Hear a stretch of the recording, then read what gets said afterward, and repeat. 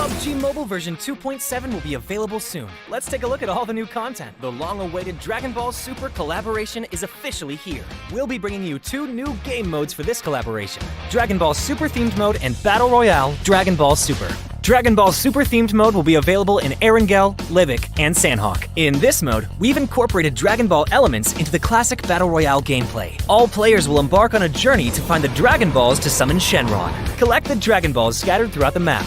The team that gathers all 7 will be able to summon Shenron at the Shenron altar and make a wish to obtain powerful buffs. Maybe if you're super lucky, you'll get 3 wishes at once. During the journey of collecting the Dragon Balls, players will obtain a type of energy called Ki during the game. Players can use Ki to unleash famous Dragon Ball moves. Players can obtain the Kamehameha by picking it up. It equips to the pistol slot. After charging, it will release a continuous high-damage beam. Fukujutsu is another skill that can be picked up during a match. Players can use this skill to fly freely in the air and make quick tactical maneuvers. The Senzu Bean is a new recovery item that is incredibly effective. The Dragon Radar can display the location of Dragon Balls that haven't already been claimed by other players. It can help you collect the Dragon Balls more quickly. The Air Car can carry up to 3 players.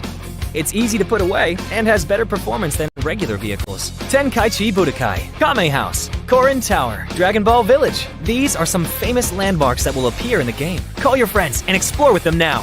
The collaboration this time even has a hidden challenge, named Dragon Ball Trial. Win consecutively in the themed mode for a chance to take on the challenge. After accepting the missions, the team has to follow the instructions and gather 7 Dragon Balls. During the process, your team's location will be exposed to other players.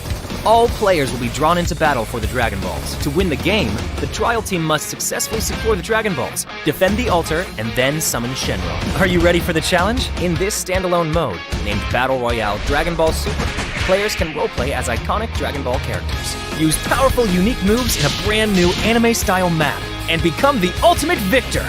There are 5 Dragon Ball characters in this mode.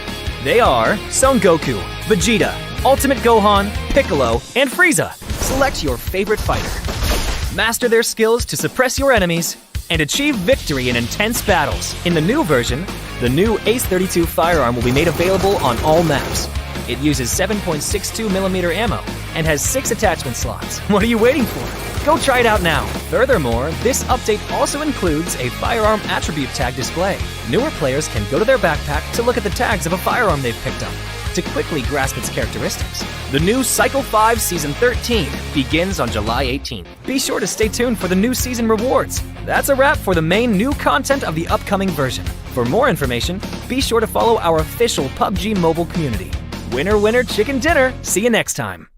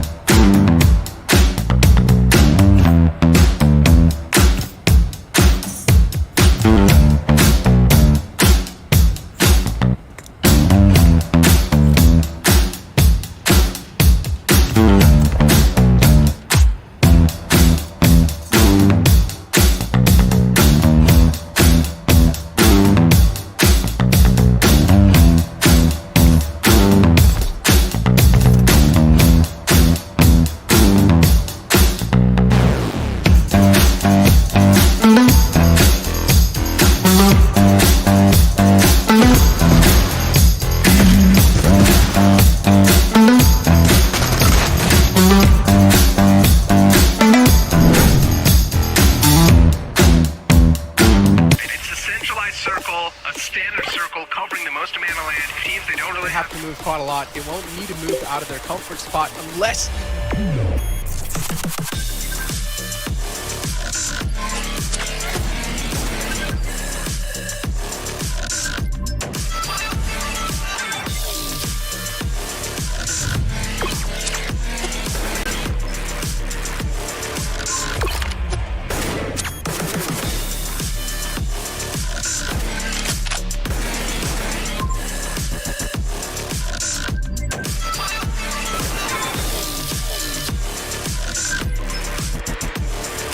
Get ready, South Asia.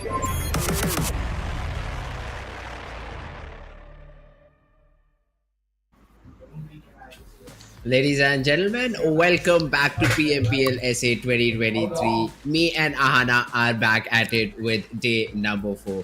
First 3 days, very, very intense. I exactly hope the same from day number 4 as well.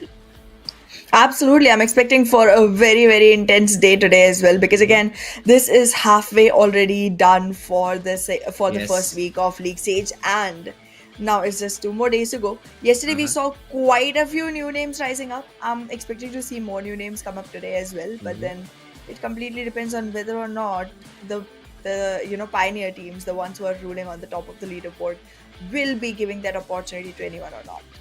Well, that's true. 4MB, they've been having a fantastic run till now. I mean, exactly. They've been just getting 8-9 points every single game without any troubles, and they're like on the top of the leaderboard.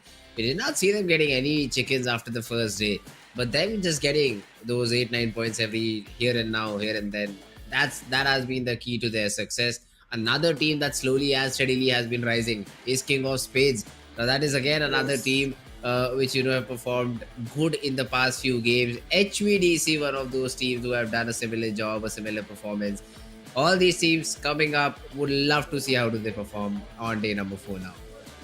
Absolutely, and we've already seen benchmarks set for every single thing. We've seen one team take a chicken with 30 points in total. So I'm seeing to look out if anyone is going to be able to beat that record. I'm also trying to see if an individual player is going to be hitting double digits, because we did see yesterday one player just go ahead with 7 frags for himself. So want to look out if someone is going to beat that score as well. However, let's take a look at the overall, standing of the teams once before we make any more judgments.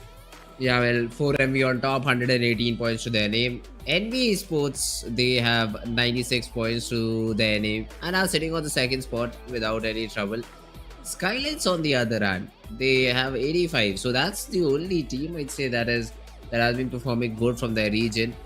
The remaining team, man, HVDC, what a comeback from this particular team. We could not see them in the first start, in the first few days, in the first 2 days probably.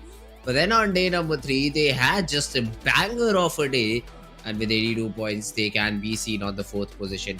So all these teams, they've performed pretty well. They've performed pretty good. Even DEADEYES guys also have been able to make a way in the top 5 positions overall with 75 points to their name. So they have definitely showed us why they are ruling the leaderboard as of now, and let's see how do they continue to do so.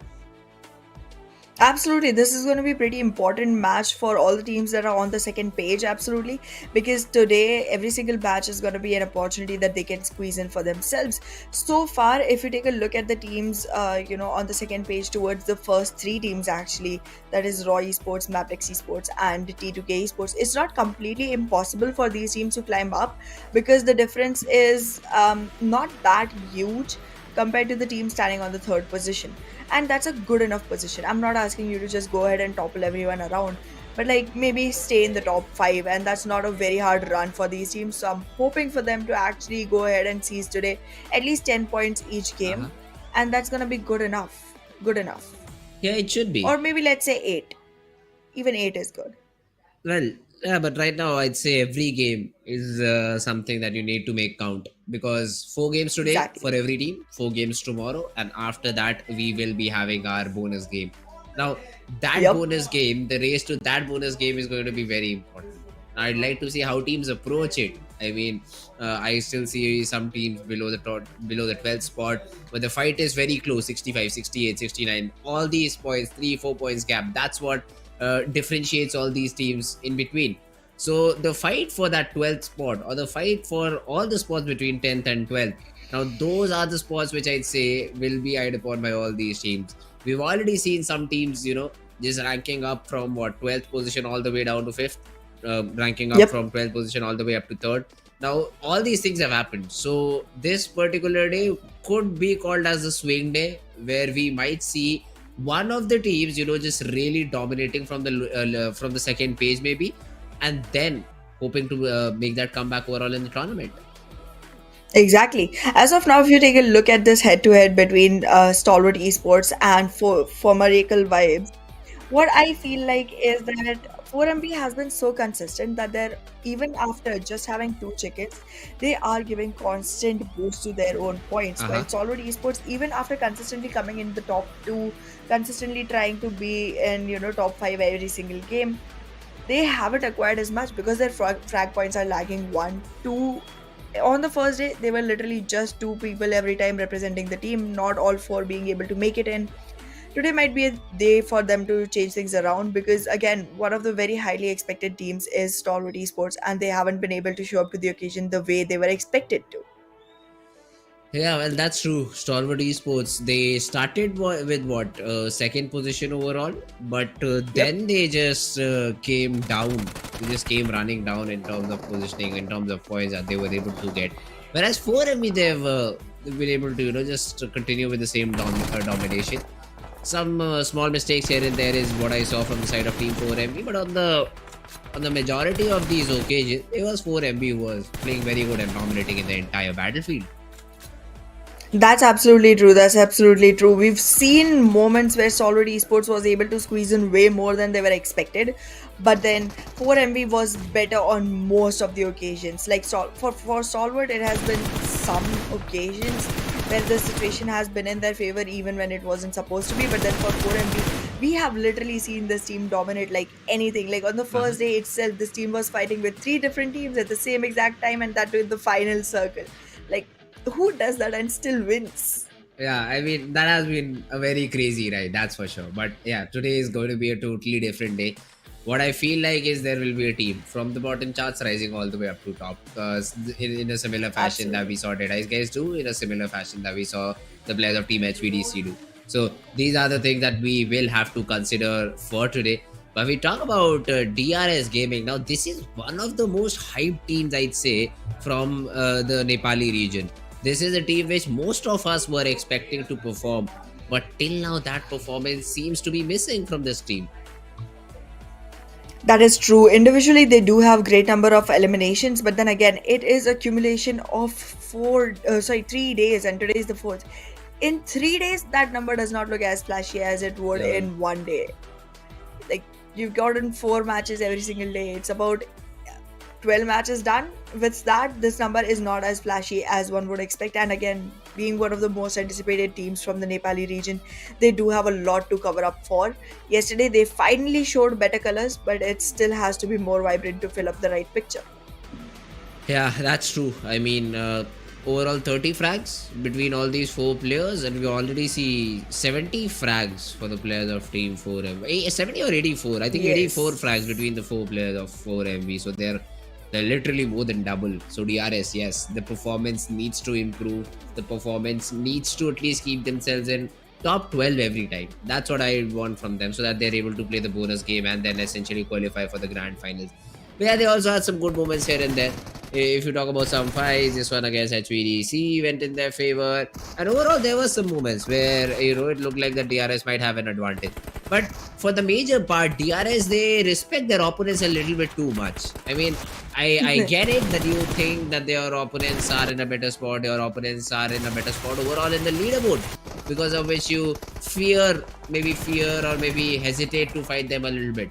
But that's something where you should not let these things cloud your judgment and make the perfect decision. So that's where you just push in. That's where you just disrespect your opponent, maybe get those flags. And I've seen a lot of fights, DRS, committing some fights that they should not.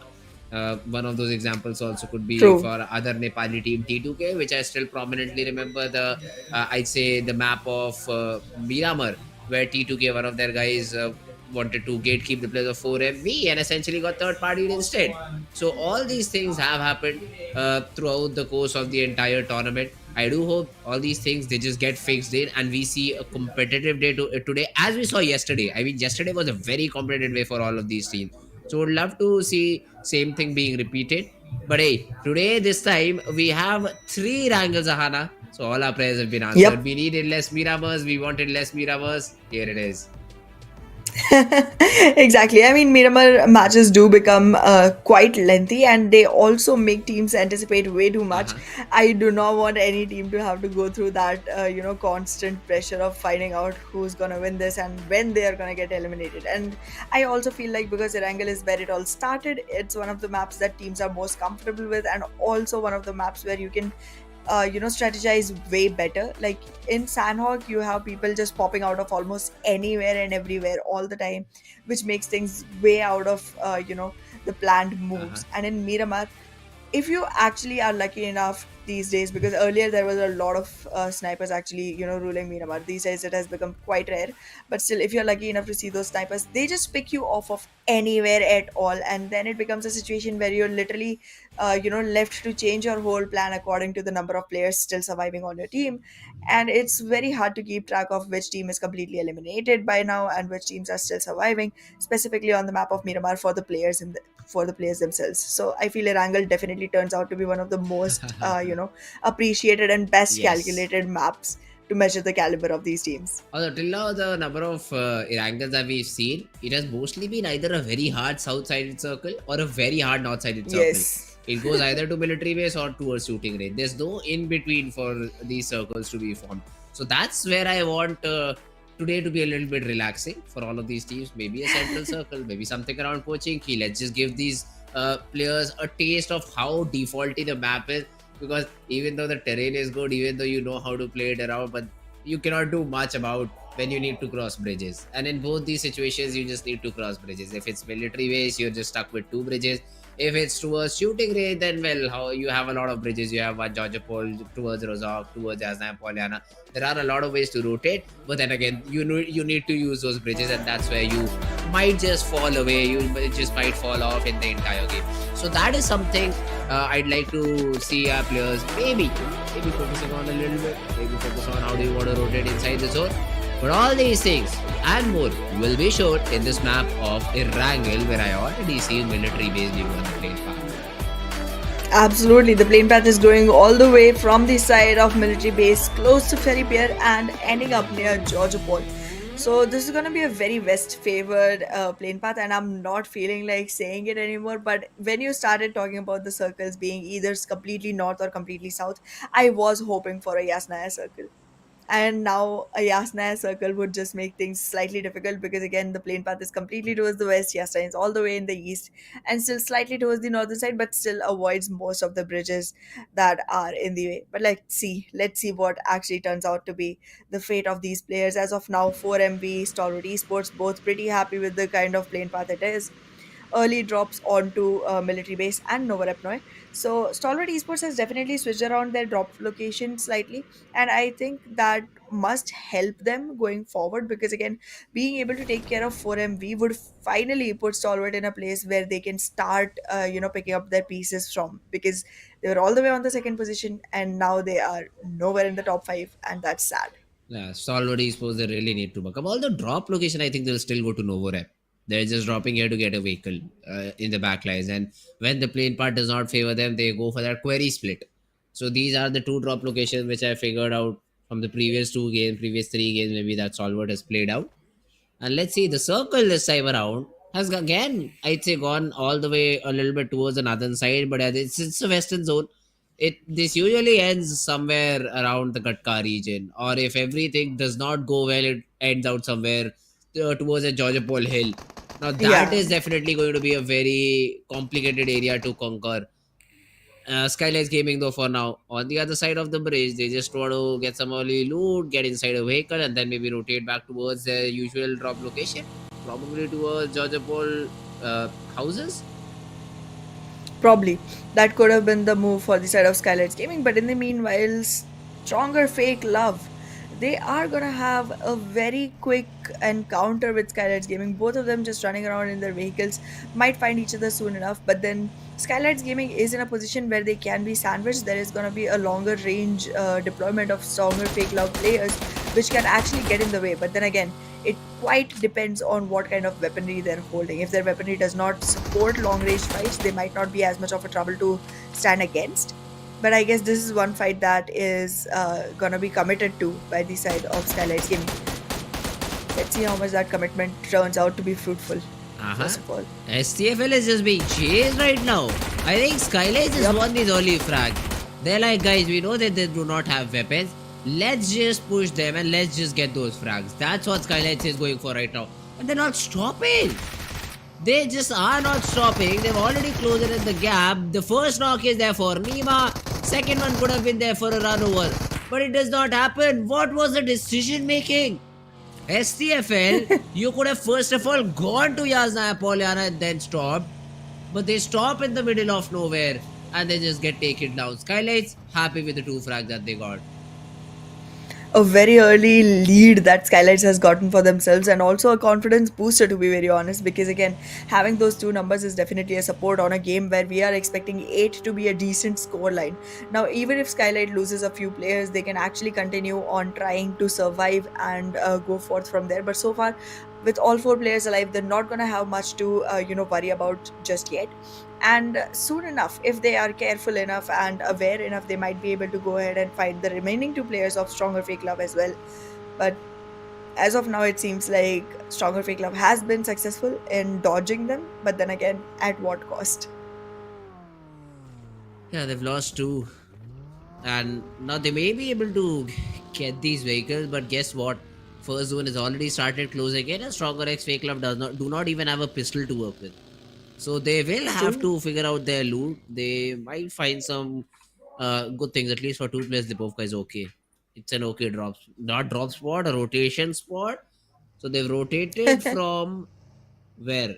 They've rotated from Georgia Pole all the way up to Lipovka, just trying to run away. Wow. Now that's a bold decision that I've seen. Well, let's see if that's gonna be fun enough for them going forward, because it does not seem very favorable for the side of Stronger Fake Love.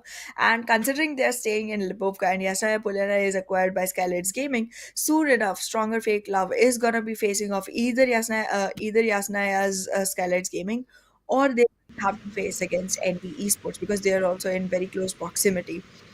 So this is going to be one fight that's not going to be very fruitful for the side of Stronger Fake Love. And in the meanwhile, you can see a lot of players from the side of DE Venom acquiring the spots under Milta. Now, from here, the thing is, if you see anyone rotating, which they will have to, like if Stalwart decides to rotate from this particular bridge, they're gonna have a hard time, because every single time on a bridge location, the people camping do have an upper hand as long as they're doing it right. So this might not be a very good situation for Stalwart, and that is going to be the only bridge open to their disposal, because to be going in from the military base bridge is going to be pretty difficult, considering 4MB already acquires that spot as well. So I don't see very bright opportunities for Stalwart just yet, unless and until D Venom decides to early rotate into the circle by leaving the position completely empty, which I do not feel like is their decision just yet. Yeah, well, talking about the other teams though. If you see IAW already inside the zone, Yep. they are in the city of Zaki, so I don't think so there'll be a problem for them to get inside the zone. Oh, they're already inside the zone. What am I talking about? Get inside the second zone that usually forms.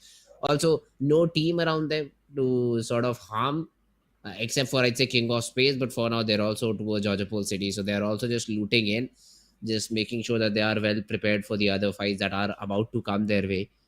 BADX, CMF, and JMEX. Now these are the 2 squares that I'd like to see, because in terms of rotating patterns, they just might collide somewhere south of Georgia Pole. True that. True that, and they have to be super careful of their locations going forward. However, the circle, as long as it does not move being able to just stick to their own position is going to be an optimal situation so far, because this is one of those kind of circles, one of those kind of situations for the teams right now where you do not want to aggress and indulge into fights just yet. Just take your time, wait for another circle to pop up, see how the rotations are going to be, and then move in, considering all your options, because right now is too soon, and also into the game it's too late, considering that it's already been 3 days. We're all the way into the fourth, and you are in a position where you're supposed to find your grounding soon as possible. In the meanwhile, HVDC, though, they are going to be staying in the Pochinki region, soon going to be able to acquire their favorite loot and move in from here. However, JMEX currently in a good enough position, but then again, I don't think they have the best of the loots, and they should definitely be looking out for more medical supplies, considering how many fights they keep getting into without much value that can be squeezed out. NBeSports too, just rotating. Mondo has a buggy, so wouldn't be a problem for him even if he encounters somewhere out close. So easy rotation coming in for the players of Team NBeSports. All of these teams were not just rotating. So the only early battle we saw was between the players of STFL and the players of Team SKYLIGHTZ Gaming. That was the only battle we saw. Two frags with the name of SKYLIGHTZ Gaming. They were happy. They probably stopped at Yasnaya Polyana to gather the rest of their loot, which will definitely give them good loot in terms of what you get from Yasnaya. But already stage 1 is closed. We might have another circle on our hands and would love to see where this circle goes. NBeSports, they've already started rotating. It is towards Georgia Pole probably. And if NBeSports can do one thing and just go towards that hill and get that area under their control, that would be a good bonus for them. Absolutely, being able to have more and more area control, and specifically crucial areas under control, is going to be pretty optimal. Currently, under ruins, we can see the players from the side of NB Sports trying to move in, and they are going to have a battle on their hands soon enough against HVDC, which again is one of the teams that had the maximum number of solo player kills. And right now, the survival rate for NB Esports keeps dropping. There are knocks coming into NV as well, but in the meanwhile, HVDC somehow lagging behind on support. What's going on? The remaining two players from the side of HVDC haven't been able to acquire any position to be in a favorable condition to support the players. Even after such a crucial fight, which could have gone their favor, they're gonna lose completely to NB Esports with a single player loss and 4 frags on board. NB is looking good enough. They took Akash down, but that was the only thing that they got. Now HVDC was a comeback story for yesterday. They got good number of games in their favor. They got the consistent gameplay down to the correct wire. But now suddenly on day number 4, a fresh day, and they just get eliminated by the players of Team NB Esports. Good squad vibe coming in from NB Esports, nothing taken away from them. But it seemed like there was no retaliation from HVDC, which has resulted in their demise. Now, Raw officials as well, they wanted to come in over here with the third party. Fizboy knows that there would be a different angle created by the players of Team Raw, so they have to be very, very careful about that. And some nades are being exchanged now. Damage onto Raw from a third party too. Maybe that's a different team. And Sekujin lands a nade. Prabh's down on the ground. Pra- Praveen already being knocked is not going to be the best situation for the side of Raw officials. With so much attention attracted towards themselves, they are going to have a hard time fighting off. However, they still have all of their men at least alive, if not being able to be in action just yet. And the perfect nade coming in from the side of Raw officials is going to help them recover their numbers soon enough. But wait a second, this exchange is not one-sided. There is enough damage coming in from the side of NB Esports as well. Sky from Raw is not looking like he's in a good condition. There has to be a revival that comes in soon enough for the side of Praveen as well as Jiggle. Now it's literally on to Sky to make sure that the attention is diverted. With the nade in hand, Mondo is already prepared to take Sky down. And in the meanwhile, Sky manages to deal damage but not acquire any frags at all. Gets taken down again. And now even from the side of NB Esports, this is not looking like a favorable fight. This is one of those fights where you can win the battle, but you're losing yourself the big war. Yeah, Raw Esports, I think they've been taken care of. They cannot go for the revival considering STFL is also there. The two players are also looking to secure any sorts of frags. And there we go. Reverse spots the player of a Raw official down. That's another frag. And Raw Esports, they came in over here for a fight, for a third party, for an advantageous situation. But suddenly, if you do not pounce right away on the opportunity, it just slides out of your hand, and that's exactly what has happened against the players of Team Raw Official.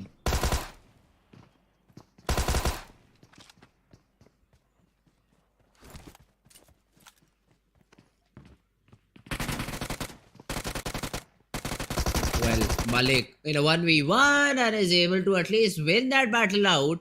So NBeSports will be able to, for now, survive. Yup. Raw Esports, Raw officials will be able to, for now, survive. But that's not a good looking thing. 3 overall points, Exactly. all the players eliminated except for one. How do you continue the game? Not really. You don't continue the game from here. You just hope that nobody finds you and just rat out for a really, really, really long time to acquire a good enough, decent position for yourself. With one single placement point, you're not going to be able to do much. And you would need at least four, which puts you on what, fourth position? That means that's going to be a long, long run. So far, it's looking like a very difficult game for Raw officials, obviously. But the team that I feel will have an easier time going forward is 4MV. For some reason, I feel they're still gonna be able to squeeze one chicken, even though they haven't given us any in the last 2 days. Ooh, okay. Let me this time around go with a bold prediction. I'd say King of Spades, the team right on our screen. They are very close to entering the zone, and they should be able to get in. And then probably because they're towards the hospital region, they will be able to gatekeep quite a few teams, and then would make their way inside the next zone. So that's what I feel. That's what I predict. So yeah, Hmm. let's see if that's the case or not. Uh, King of Space is going to be my team of choice. For MV though, they are being pushed in, I think, by two different teams. You have the players of team Stalwart Esports on one hand, so not going to be easy at all for 4MV. Although they do control a good chunk of land around the beach area. So that is something you'll have to be careful about. But yeah, over here, look at this IAWO. They got 2 knocks, and both these players will be taken down one by one. Oh, great. SKYLIGHTZ Gaming, even after a good start where they were able to secure the first bloods of the map and also secure themselves a great position in the beginning itself, won't survive. 8 was the decent score that we were requiring from this team, and just 8, nothing too hefty, nothing too heavy, and still the team just does not succeed. In the meanwhile, Stalwart Esports already dealing with 4MB, even after great area control, 4MB losing players. However, trades are coming in as well. IC is also on the feet. So let's see if this fight is gonna go in Stalwart's favor, because 4MB, they are not gonna have an easy clean sweep even after dealing with Stalwart Esports. They have ASL to deal with as well. So two teams onto 4MB. This should become slightly easy for the side of Stalwart Esports, because I'm not picking ASL as much because they have literally just two players remaining, and those two players too are slightly more focused towards getting into the circle. I mean, yeah, I get it. You have to respect the circle, but then there was a fight that you could have actually enjoyed the third party benefits off of, but then you choose not to. So be it, ASL. So be it. We'll find out. 4MV, they have to get inside the zone this time though. So that's something I'd like to see how do they go about that, because I already see ASL rotating there first. So dealing with the gatekeep, and then even the other team around Stalwart Esports moving around you, not going to be easy at all. Dog though, good shots from the guy and has been able to take down Baron. Has been able to take down a player of Stalwart Esports, and Baron will help him to get that confirmation. So good combination of plays over there, which has helped the players of Team 4MB a little bit. Oh, Scry yes. throwing in some shots, the damage is being dealt, but not enough to get that knock. Well, it's definitely not a knock, but that damage itself will be pretty helpful considering that it's very low HP left onto Scry. And if he does not get the chance to repair himself, to reheal and walk back into the battle, he might not have enough opportunity going either. Again, the damage is coming in, and this time it will be converted into a knock. The circle is going to be pushing in soon enough as well. So let's see how far Stalwart can survive, because 4MB, even though they've given them enough opportunity to walk back into the safe zone, this safe zone might not be safe for long enough. Once the circle closes in, a new circle will be created, and that circle may not support Stalwart as much because they're literally on the edge of the water, and coming back into the playing field is going to be slightly difficult. However, 4MV on the other hand, taking a lot of damage. Baron does not have enough support because East himself is on very low HP. So it's not looking very good for either of the teams, but let's see, because this is one of the chances which Stalwart has to put themselves on top of the first page instead of the bottom. Like, not really first position, but somewhere close to the fourth. Oh, 4MB. For a second, I thought that they were looking good. But suddenly, there are a lot of teams firing on the players of 4MB, and they seem to lose a lot of players in the process. Now, Baren is still surviving, wants to create a different angle onto this fight. ASL Chari tossing out a lot of smokes, probably wants to maybe just survive here or get out of here. But Refas, from some other angle, is able to spot down Baren. And that's another knock. 4MB left with just two players standing. Well, that's true. It's always one of those games where 4MV starts good and then continues with lesser players, however, still acquires enough points to survive. But then this time, it's not looking to be the similar history being repeated. The gap between the teams is closing down soon enough. And Baron, well, I don't think he's going to be able to survive. Blue is going to start hurting him. Wait a second. The luck on this guy. He's literally on the edge of the circle. Still survives, but for how long? Because Chari is still here, will be taking care of anyone who tries to go ahead and support Baron. So that's a fight that needs to be, brought to a resultant as soon as possible. In the meanwhile, Stalwart Esports still on a standstill, trying to find out the best way to enter into the zone. And as expected, they are not inside the circle anymore. This circle shift is not going to be supporting them at all. Somehow, Apex gathered the courage to revive a player completely all out in the open with just a smoke. And now Yep. ASL Chari will be spotted down, will be taken care of, and 4MV are suddenly back in the game. Absolutely. I mean, that was not supposed to be possible. Chari just took way too long to actually go ahead and start shooting on Baron and Apex. And now look at 4MV literally charging in on ASL. They're not leaving any opportunity. Like, you let us go, that's your mistake. It's on you, is what 4MV is screaming right now, right onto the faces of ASL players. Because look at the HP on Assassin. Look at the nade that landed right on Sleepy. This is not good enough. It seems like ASL is gonna be sent to a sound sleep, and there it is. On 11th rank, but with one single point in hand, ASL sent back to the lobby.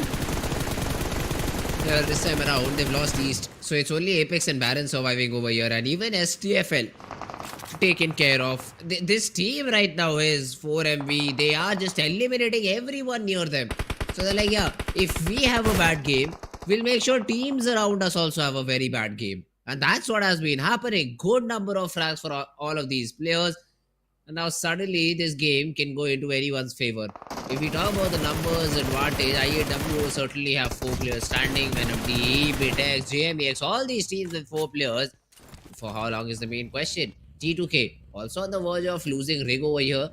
Unless the second player of T2K is able to just use the buggy and get towards his teammate Rig and get the revival. Unless that happens, I don't see a way that T2K will be surviving for a very long period of time.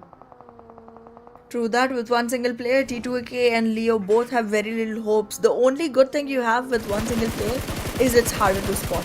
And when you're harder to spot, you may be able to survive slightly longer. But XMPL is not doing a very good job at camouflaging it himself.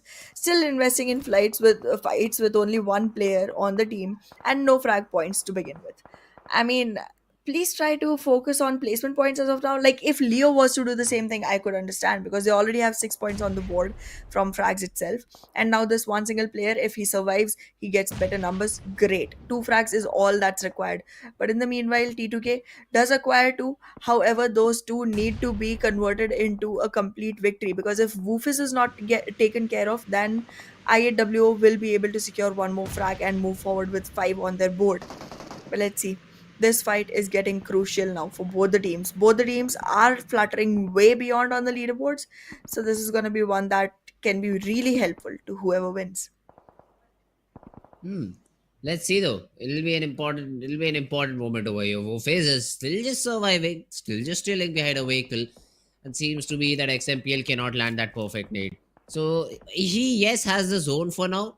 But look at the angles he's exposed from. He could just get shot upon from multiple different ways. Although most of those angles have been covered by blue, but I still don't. I won't feel comfortable at all if I was XMPL, because one snake around the corner could just eliminate you. One good nade from your opponent could just eliminate you. There are a lot of ways through which you just could be taken down. Meanwhile, though, Stalwart Esports' player has been able to take care of Apex. Yeah, it was a long range mini 14 shot. I will definitely force Apex to use his medics a little bit more too much. Meanwhile, IHC and DE Venom, they are in a battle over here. Zoel goes in, but Rambo takes care of him. He survives on 1 HP, but the thing is, he survives. And that's what you want. IHC left with just 2 players surviving, Godless and Abili. And it seems like Godless is the only one over here who wants to take this battle. The nade dropped out, the push coming in, playing the TPP angle, playing the cat and mouse game. Let's see if Godless is able to take this fight with the help of his teammate. The trade Oh, is there. what? And the Venom, they might just be able to survive because Krita from outside provided his teammate with some cover fire. DE Venom, very well played. Even after having two players completely knocked, they were able to secure the fight, put IHC out of the run, and now surviving for another day. This is gonna be a good enough position for Venom DE actually, with 5 frags on board and being in a position where every single elimination is gonna be coming with points this time because you've already secured your position until rank 8, where you start getting the position points. It's good enough. They are starting off well. But in the meanwhile, look at BITX, one team that suddenly showed up yesterday out of nowhere, this time running with all 4 players online. If they are able to continue with a better momentum, they might have a great victory to themselves. However, my bets do lean in towards Stalwart Esports right now, considering IC and Tops are 2 players you do not want to mess with. Not at all. Yeah, I mean, Stalwart Esports is the same around. Look at this, Tops. Just tossing some nades here and there. Just wants to get some knock. Has not been able to do so though.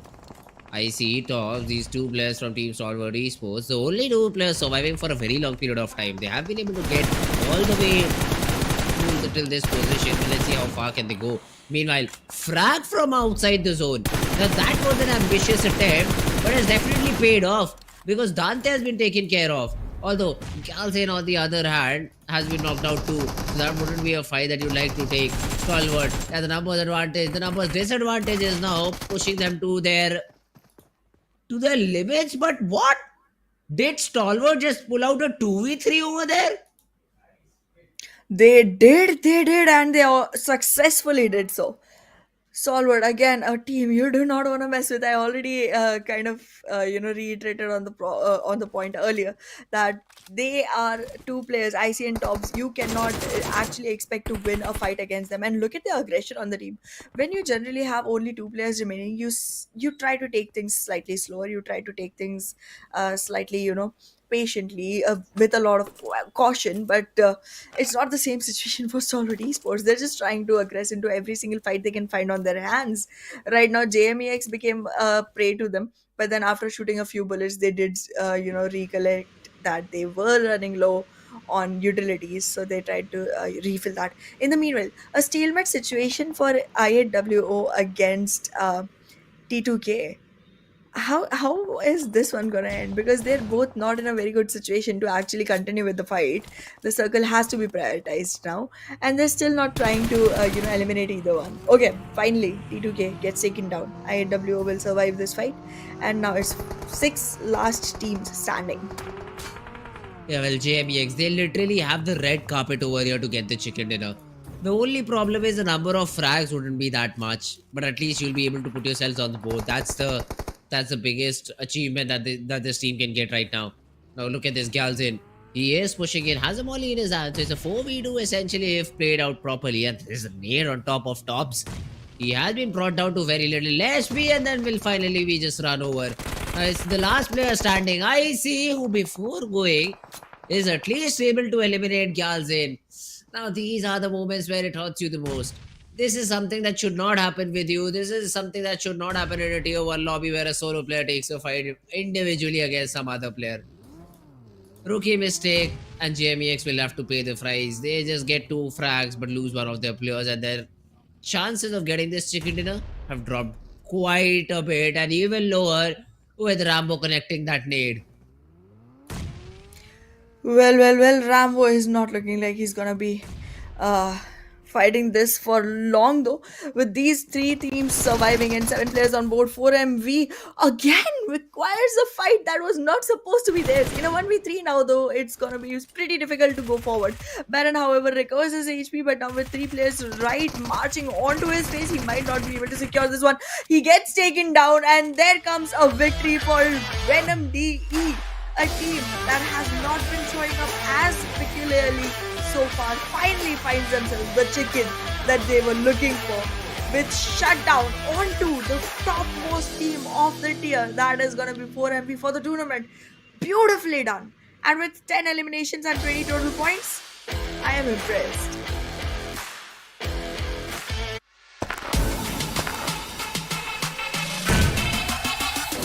Make it clap.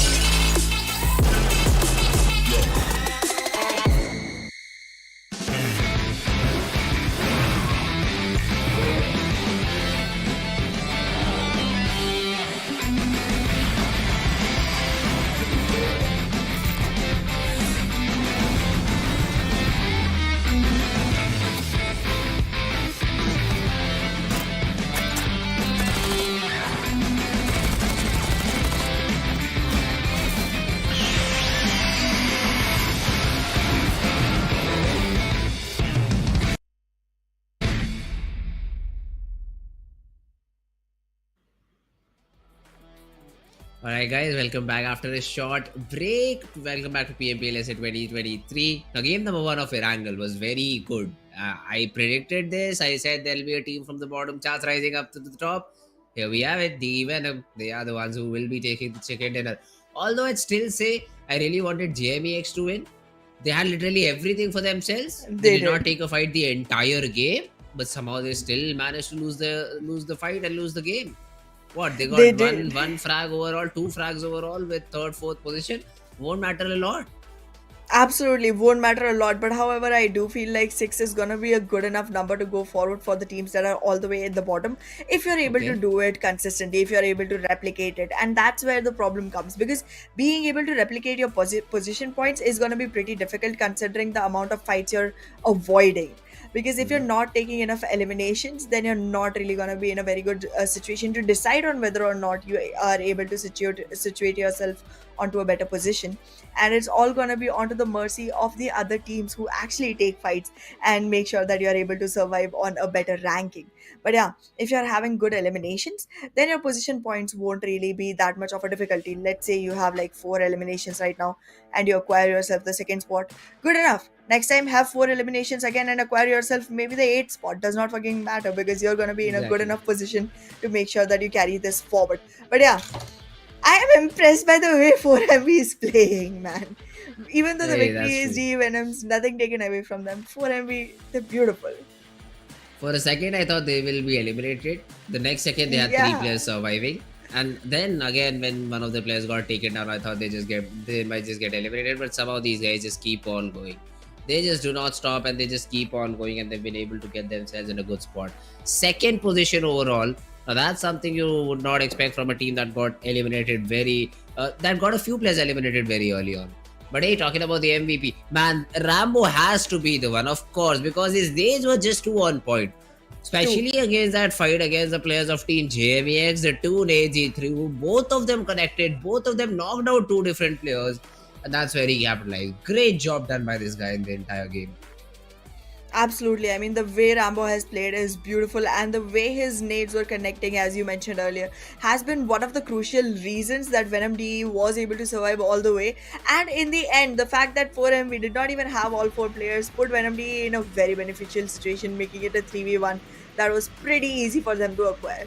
But well, Stalwart Esports tops still showing up onto the top player list with only 2 eliminations but 902 damage. Like, with that much damage, if you have only 2 eliminations, someone is stealing your bread. Well, that's true. Although these are going to be the top players for this particular game. What I'm excited to see is the map standings, because where do the other teams stand? That's what I want to see, because most of these teams were eliminated way before 4MV did anything. So 4MV, the lead definitely has increased. NBeSports were eliminated very early on. They have with just 1 point to their name. But if we talk about the highest damage assist, it's going to be tops from Stalwart Esports. This does not matter though really, because you won't be getting points for this. So only thing that matters in this entire chart, ramp up with the 6 frags, because that is the 6 points that your team will be able to secure. Exactly. Tops also had 3 assists, so like there are 3 frags that he was able to bring to a point of elimination and were supported by his own team. So that's gonna be another 3 that he has helped acquire. But in the meanwhile, Venom DE with 20 points, 10 eliminations, and 10 placements find themselves on the first spot in this particular match. But look at 4MV with 12 on board. They have literally pushed the leadership quite a bit, because like already a 22-point difference was going on between 4MV and NBeSports, and now NBeSports is at 5, so that makes it a 29 points difference. Soon enough they're gonna cross 30, which is a huge score to cover up from. See, I also saw on the previous page that the team ending up third was overall 7th with 7 points, or was 6th with 7 points. But that's not good. I mean, JMEX, they had 2 frag points and 5 position points. That shows, I mean, yeah, you might be able to, get 7 points. But the position that you are in, you need more than that to come out True. of that dip. You need something like a game that Team Venom DE got. So these things, I'd say, is something you need to keep in mind. Yeah, I mean, 7 points is great and all. And even in Hindi, we have a saying, "Toopte ko tinke ka sahara." I mean, any little thing that you can use to just stay afloat is something that you will definitely grab. But you still cannot just have 7 points and be in the top 12 position. That's what I feel. You are right now eyeing for the bonus game. That is what your target should be. And plays like these, where you're on top 5, top 6, with all 4 players standing, that's the position from where we expect you to get the chicken dinner and not get eliminated that early on, or maybe on the 3rd spot. That's true. That's very true. But well, in the meanwhile, we are seeing that the next match is gonna be of Miramar, and there is only one Miramar, and Group D is not gonna be lucky enough to actually go ahead and participate in that. So let's see how it turns out for the remaining groups, because right now 4MV already on 130, with NBeSports close behind on 101. These two teams already having crossed the century points for themselves make it harder for the rest of the teams to even continue with the same kind of confidence, to be very honest. And bear in mind, 4MV, they started out with a game that they ended up 2nd on, but they will have better games than this. Trust me when I True. say that, because whenever 4MV starts with a good game, they essentially end up getting 1 or 2 chicken dinners every day. And even Stalwart Esports had jump positions. We saw them on 9th, but this time around they're on 5th position. So even Stalwart Esports is coming back into the race, and it is all the race between these 70-pointed teams. Even Roy Esports, they might be on the 11th spot, but one good game and they would be in top 5. That's how close the mid tables are. So this is where especially the teams on the bottom table could really use this opportunity to their advantage. Maybe get 2 back-to-back chickens and find themselves on the first page. Absolutely, and that's what they are going to be requiring going forward, because again, if you want to aim for top 12, you still are in the run. You still are going to be able to cover that up and walk back into the top 12 positions by covering up for whatever is left behind. It's hardly a 20-point difference in trying to be at top 12, even if you're the team running at the exact bottom of the whole leaderboard. But then if you're aiming the first position, then I guess the teams on the first page are the only ones who can actually challenge this, because with 130 points on board, it's literally a 59-point difference with raw officials who are literally on the first position on 2nd page. So yeah, that's going to be a huge number to cover up for in the coming 2 days. But still, for today, I feel like teams on the first page can still participate into this war and try and squeeze things in. Maybe not topple 4MV, considering the fact that they're constantly having great matches. They can definitely aim for NBeSports, because even after consistently being able to deliver, there are still some games where NBeSports hardly gets 1 or 2 points, and that's the games where you can really capitalize and make sure that you are aggressing onto them. And one last thing that I notice about NBeSports is this team does not like to participate in early fights at all. They want to take their time, survive longer, and then pick up fights of their choice. If you're clever enough to actually go ahead and find out the drop spot, drop in and have like a drop clash with NBeSports, if you're one of the teams who really has nothing to lose, that's a great start. You're closing in the gap at least. Considering you win the fight, it won't happen every time. That's what I feel. That's why against I'm NBeSports. suggesting it only to the only to the teams that have nothing to lose, that are already way But far down in the bottom. exactly. So yeah, that I mean, NBeSports, they've got 101 points and That's true. dropping in again every time won't work. But I mean, I Not don't think every so. time, That but a would be couple of a, times, yeah. yeah. But let's see if teams can try and do that. I think so they'll still be very comfortable in dropping in their own respective drop locations. That's We true. have the map of Miramar, where we haven't seen a lot of experimentations from the team. All these teams, they have two, maybe three different spots that they usually try to drop in, and according to the plane path that there is, according to the position that they have, they just try to be in a spot, be in a place where they're able to play it out properly. So these are the things that I'd say will be taken into consideration by all these teams, by all these players. And let's see how does this map of Miramar go. The previous time, I'd say HVDC were ruling good, HVDC were playing good. King of Spades is again another team that feels comfortable on this particular map with their very weird drop of ruins and places around that. But if they've been showing some results, why not? I'm all up for it.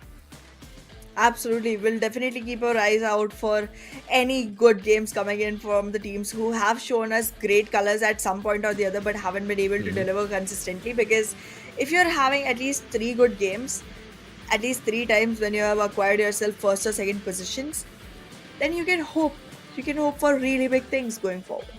So I'm, Yeah, well, I'm looking forward to these teams acquiring that.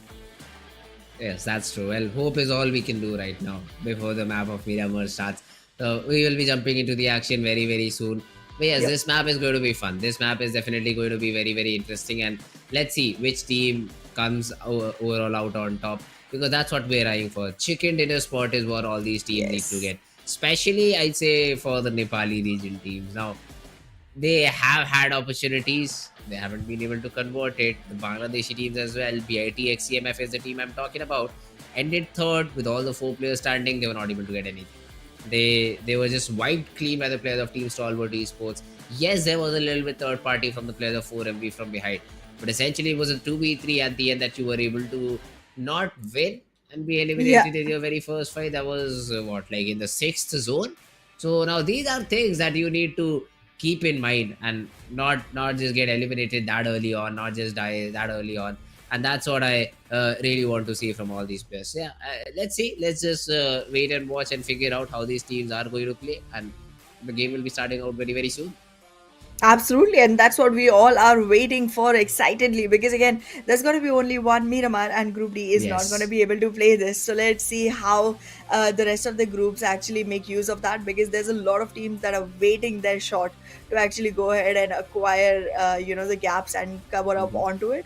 So I'm hoping for teams to actually go ahead and make use of the fact that they have the information. Certain Okay. locations are going to be completely empty, considering one whole group is setting it out. And once you have the opportunity of being on a map just once, you can actually try something completely new and be done with it. So if anyone is interested in, like, going ahead and experimenting, this is the map you actually get to do that on. Because again, Sanhok is completely based on luck. Even though it's only one time every single Yeah. day, it's not one where you experiment, it's one where you just go in and play on your individual brilliance. But then Erangel again does not support that specifically. If it's happening three times in a day, you can't try new things and be like, okay, you know what, I'll get another opportunity to cover up, because then you are giving away your secrets in a way. So yeah, Miramar is going to be the game to aim for.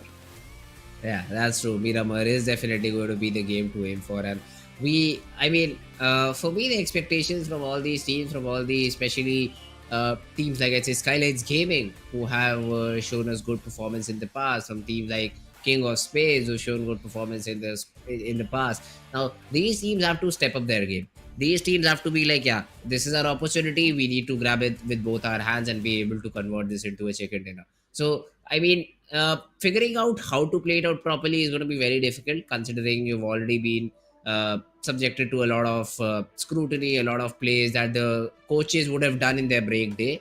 And Yeah. now, after the break day yesterday, we saw three Miramars. So again, more information to work upon, more VODs to review for all these coaches, for all these players.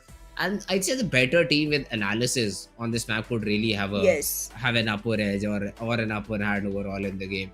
So that's what I want to see. That's what I want to just look into while we just jump into this map of Miramar, who has the better pieces, I'd say, available for themselves. And yeah, that's all. We just want the best possible game. We just want a very strategical game. 4MV again are going to be the top contenders, considering they got the second in the previous game and are overall top on the leaderboard. So let's see if any team is able to stop the players of Team 4MV in their tracks. Absolutely, trying to stop 4MV, trying to put a break on their momentum is going to be pretty, crucial for most of the teams, considering that this team is constantly going on marching ahead with no breakers in the way. Like they are completely on a whole different speed with like nitro boosters on or something, because they're literally marching very, very far ahead of everything else. But yeah, there are teams who can actually challenge them into the fights early on and have an opportunity of winning those out. And if that happens, then you can definitely expect 4MV to struggle slightly, at least if not really get demolished. But yeah, all our players pumped up and ready to take up the fight. Let's see how this goes. Let's see. The plane path is something I'm excited to watch right now. Starting from Laco Briara and going all the way up to Los Higos. Now, let's see. Los Higos, there's someone dropped there. It's an entirely a different island, which I've never seen any team use. Prison, Vinazil Sur, all these places. I mean, I would love Yep. to see a team drop there and maybe just take some loot from that particular spot. I love prison. I actually love prison on the map of Miramar, not in real life. But yeah, I mean, I generally drop there because I like to be on an islandish area. I like to be someone who's not bothered by anyone else. People generally do not drop to those locations, so I enjoy the relics of the place quite a bit. But yeah, it does not promise survival for me. Hopefully, it will for our teams. Let's see. So far, it seems like most of our chunk has already taken their leap of faith into the northern region, and we're still waiting to see which teams come up on top going forward, because the circle is going to determine a lot of factors for these surviving teams that are trying to go ahead. As of now, I feel like NBeSports is doing quite a different thing. They're trying to cover more and more regions. Some players have already dropped and acquired vehicles, while some are still in the shoots. So let's see how this goes forward for them. Similar thing can be said about DRS, and with a completely eastern circle, this is going to be an opportunity that can be well seized by our players towards northwest, because the players all the way towards down south are going to have a hard time entering in. Yeah. Although I'd say the drop of prison has not been taken by any of the teams, Ahana. So that's something we have to maybe just convey to the other players about it. But yes, the zone has gone all the way north. I do see Mabetex being very happy about that because they are rotating towards maybe Torre Ahumada. Can also go to Campo Militar. That would also be a good spot to loot down. But the other team, maximum of these teams are already inside the very first zone. Now, this is a rare situation that has happened, but hey, it's a welcome thing because all these teams would be happy considering the play zone has gone in such a way, in such a fashion. The only less crowded place would be the city of El Azhar, or the completely eastern side of the map is empty. So that's where players can drop and try to take that early loot. I do not see King of Spades, so I'd say King of Spades is sitting out in this map. Mm-hmm. Otherwise, I could have seen them around that region of ruins, etc. But yeah, the remaining Yep. teams slowly and steadily have dropped in. IHC around Montenegro, El Pozo is where NBeSports is situated, Valadima taken by DE Venom, 4MV in the usual drop of Chumacera, STFL and IAWO sharing the city of Los Leones. Well, Los Leones is going to be a huge enough area. It's not going to be that difficult to share it with another team and cohabit. But there is definitely going to be a fight initiated soon enough, because even though you can cohabit, why would you want to? You can take your hands on to all of the frags that can be acquired. In the meanwhile, though, Mabetex Esports is definitely acquiring themselves quite some flexible area. Right now, they're all the way to a Torre Amuda, and I feel like from there, being able to rotate is going to be super easy, considering no other team is targeting them as of now. And yesterday, towards the end, we did see Maptex actually go forward and deliver good performance.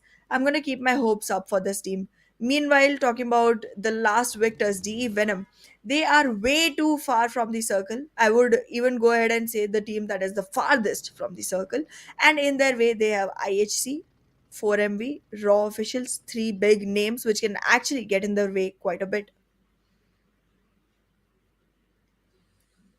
Yeah, well, the other teams, if we talk about them, Leo, Yeta Uta could be seen in a close quarter combat, maybe with a player of team DEADEYES CMF. Knight was there close to the player, but we already see first blood being drawn. That's true. Currently, it seems like the first blood is gonna be taking things away from the side of Leo. And Leo, again, one of the teams that had great performance with the help of Yeta Uta yesterday, will be struggling slightly today. The numbers really do matter, specifically on a map like Miramar, where things get heated up anytime at all, considering the atmosphere and the gameplay that people bring in into this map. Yeah, well, Leo Esports for now though. If we talk about the remaining three players, because Nova's already been taken care of, he was the first blood. HVDC once again finding their form. So the previous game did not go as they planned because they were just pushed in and were taken down one by one, and all those frags just went their way. But yeah, this time around, let's see how does HVDC perform. They've got one frag to their name. They are in a good spot. They have all of their 4 players surviving. So all these things have been a good thing. Bad IntentionX CMF though, just using a monster truck trying to rotate, but once again the fight happens, and Leo Liquid will also fall.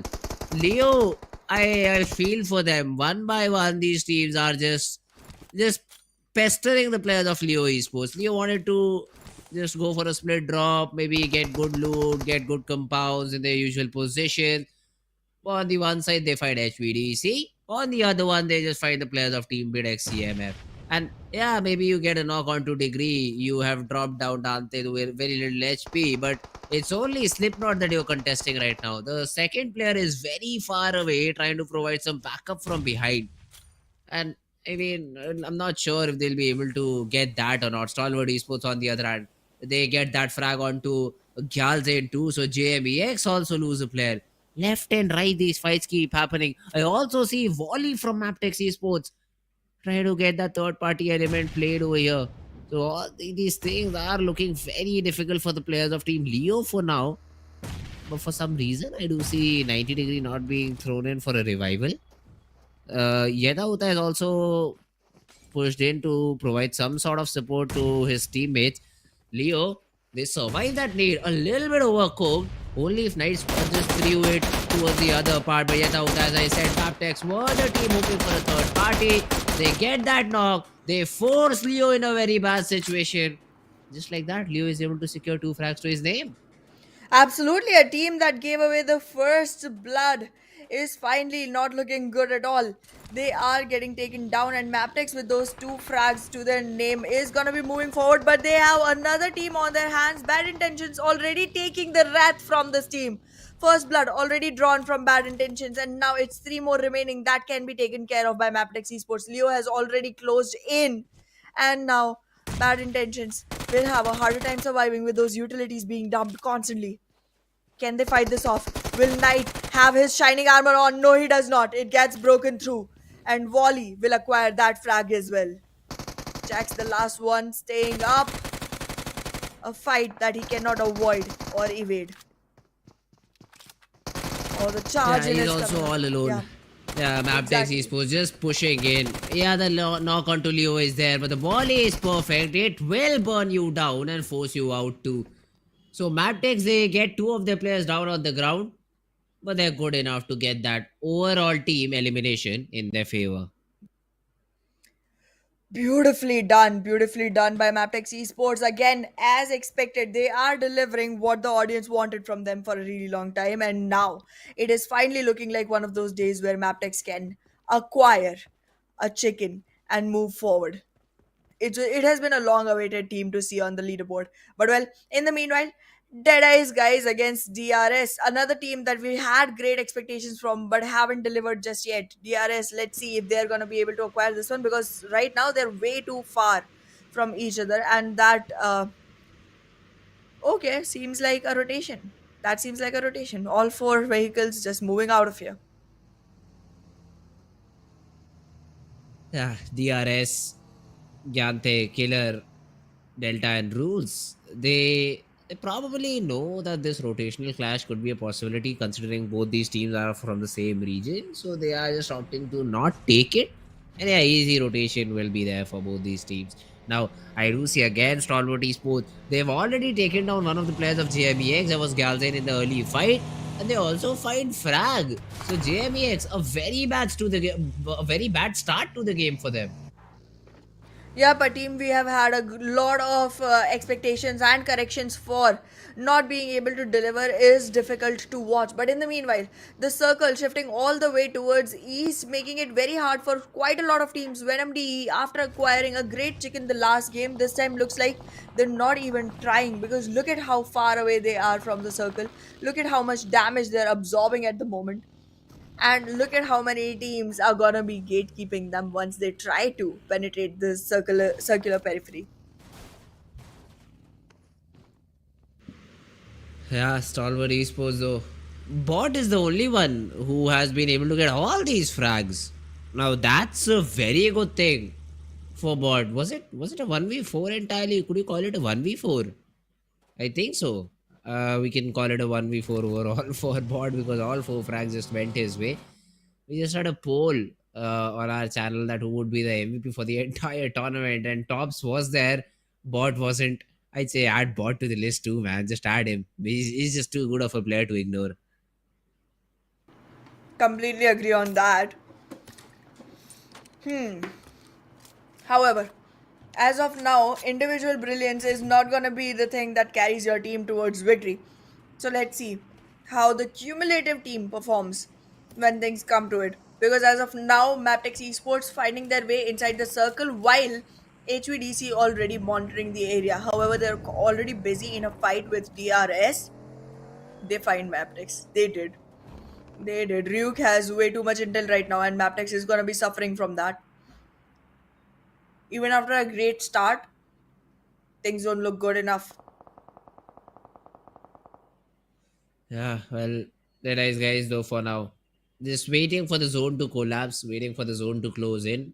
We shall probably take the next. Okay, never mind. 7 seconds, and we'll have the next zone coming in for. Okay, the zone shrinking in will start in the next 7 seconds, and then we'll have 1 minute 30 seconds. Something about that particular time for the zone to form a new area.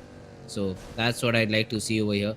4MV though, Doc has already started his rotation. Probably will find a fight against NBeSports if he decides to go a little bit towards the left hand side.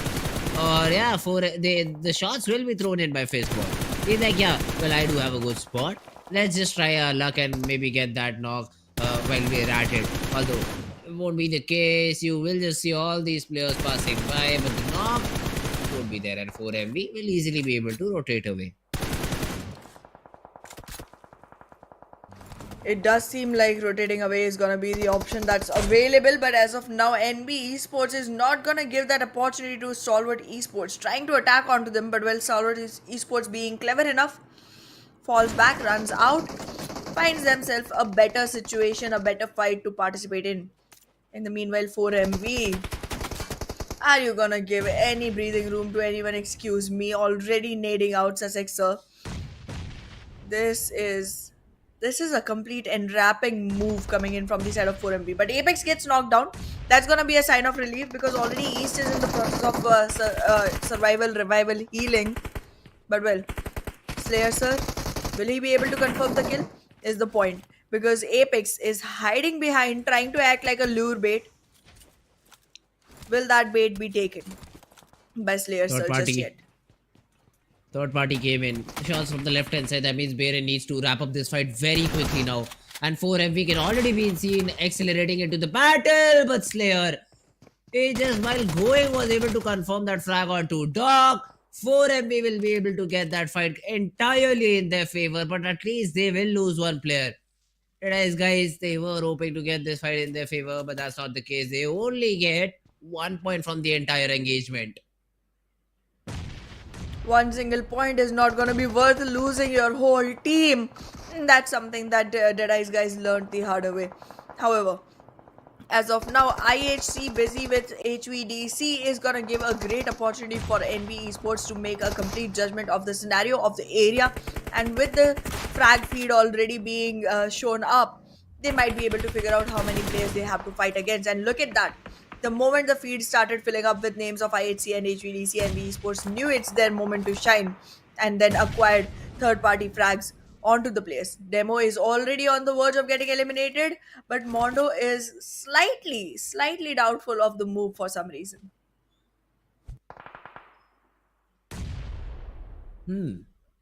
Mondo, he is tossing a nade, and probably Demo will find himself in a difficult situation. But never mind, he just decided not to throw that nade. Now that Mini is the weapon of choice, Demo stands up. This is a good decision though. I mean, yes, you get one frag, but then you don't survive for a very long period of time. Yes, you have 3 first stays, but then a push like this will come in. Fistboy will be able to eliminate you. And NBeSports, they've got 2 frags overall for themselves, but have lost 1 player. So that's something they won't be very happy about. Absolutely. Joy is something that is getting robbed off of our players constantly, because there are some teams who are constantly making it their main motto to go ahead and become painful for everyone else. 4MV, even after losing players right now, is acquiring the center stage into the circle. They have a great position to rotate from, to stick onto, and in the meanwhile, DRS making it harder for HVDC to survive. Venom D somehow made it into the circle and are now becoming a thorn in the way of JMEX. Things are looking difficult. Since yesterday, every single time when we look at votes, DRS is winning the votes but not able to win the game just yet. That literally has been the story for not just 1 or 2 days, but all the entire days. So we have a lot of DRS supporters in the chat section, but this team has to perform. Come on, guys, let's win it out this time around for your fans out here. Now, SKYLIGHTZ Esports, they are in a fight against the players of team IAWO. Love to see the statistics over here. How many players does IAWO have? Because I just see only 3 in front of me: Smurfs, Viper, and Octopus. Now, these 3 players, how do they want to perform? How do they want to take this fight? It seems like that they are just running away and are entirely avoiding the battle, because they have 3 players, which makes a lot of sense. Does it though? Considering that it is IAWO who has been constantly failing in all of the fights that show up to them, has not been able to acquire position points either. Does it really make as much sense? I would still feel like in that kind of a position, you should just go ahead, take your fights, make sure you get frag points. He's nading! Oh no. This battle though, he's nading, and for some sniper. reason Rogue is not coming up. Nice. The battle was going on, and HVDC, did he disconnect? Was he thinking that there is some cover fire that was present? Because there was literal nade in Rogue's hand, but he does not step up, does not go out and take that particular frag. That's unfortunate. Oh, beautiful. That's how you squeeze your game in. But then NBeSports, do they survive for long enough? That doesn't seem so, because Stalwart Esports is already on their backs. Take 1 frag, already very little HP on the other. And that's going to be another fight that there will be squeezed out from the side of Stalwart. However, before that could happen, I8 has been eliminated. And now NBeSports, with the single survival, is still hoping to acquire a few frags.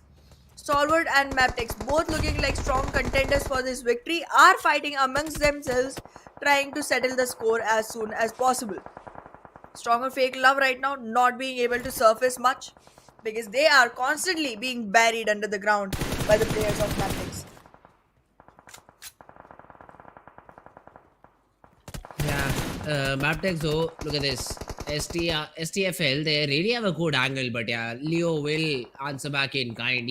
I think his teammate marked that particular angle, and Leo was like, yeah, I'll just use it. I'll just use the angle, get a knock, put us in a good spot.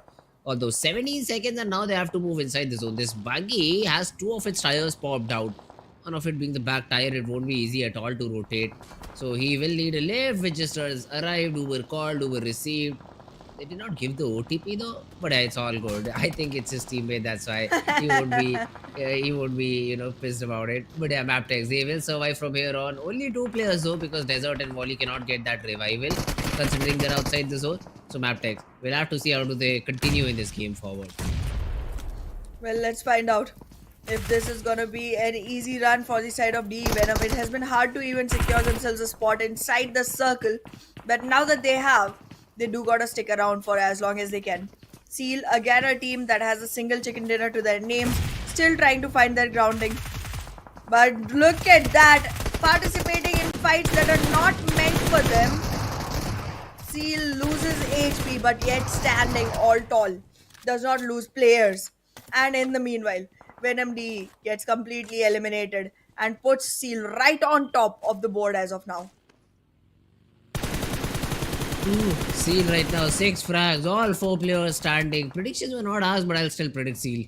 Because I really think Seal Esports would be a team that will have a very good run in the entire game now. Dobo, meanwhile, is able to get one more frag to his name and just get the tally up and going for STFL. Stronger Fake Love. This is again another team that shined on day number 2, played good on day number 3, but till now, the previous 2 games haven't been the way that they wanted it to go. 4MV though, 6 frags already, still 3 players standing, top 8. What more do you need? 8-10 points every game. That's exactly the target. Absolutely, the target is going to be acquired soon enough for 4MV because they really do not need much to go forward from here. But NBeSports this time with 4 frags in hand and trying to acquire even position points might be able to squeeze something in, but no. Their life is lost with just 5 points in total. They had to cover up for the difference, the distance between themselves and 4MV, but that just becomes 1 point longer as of now.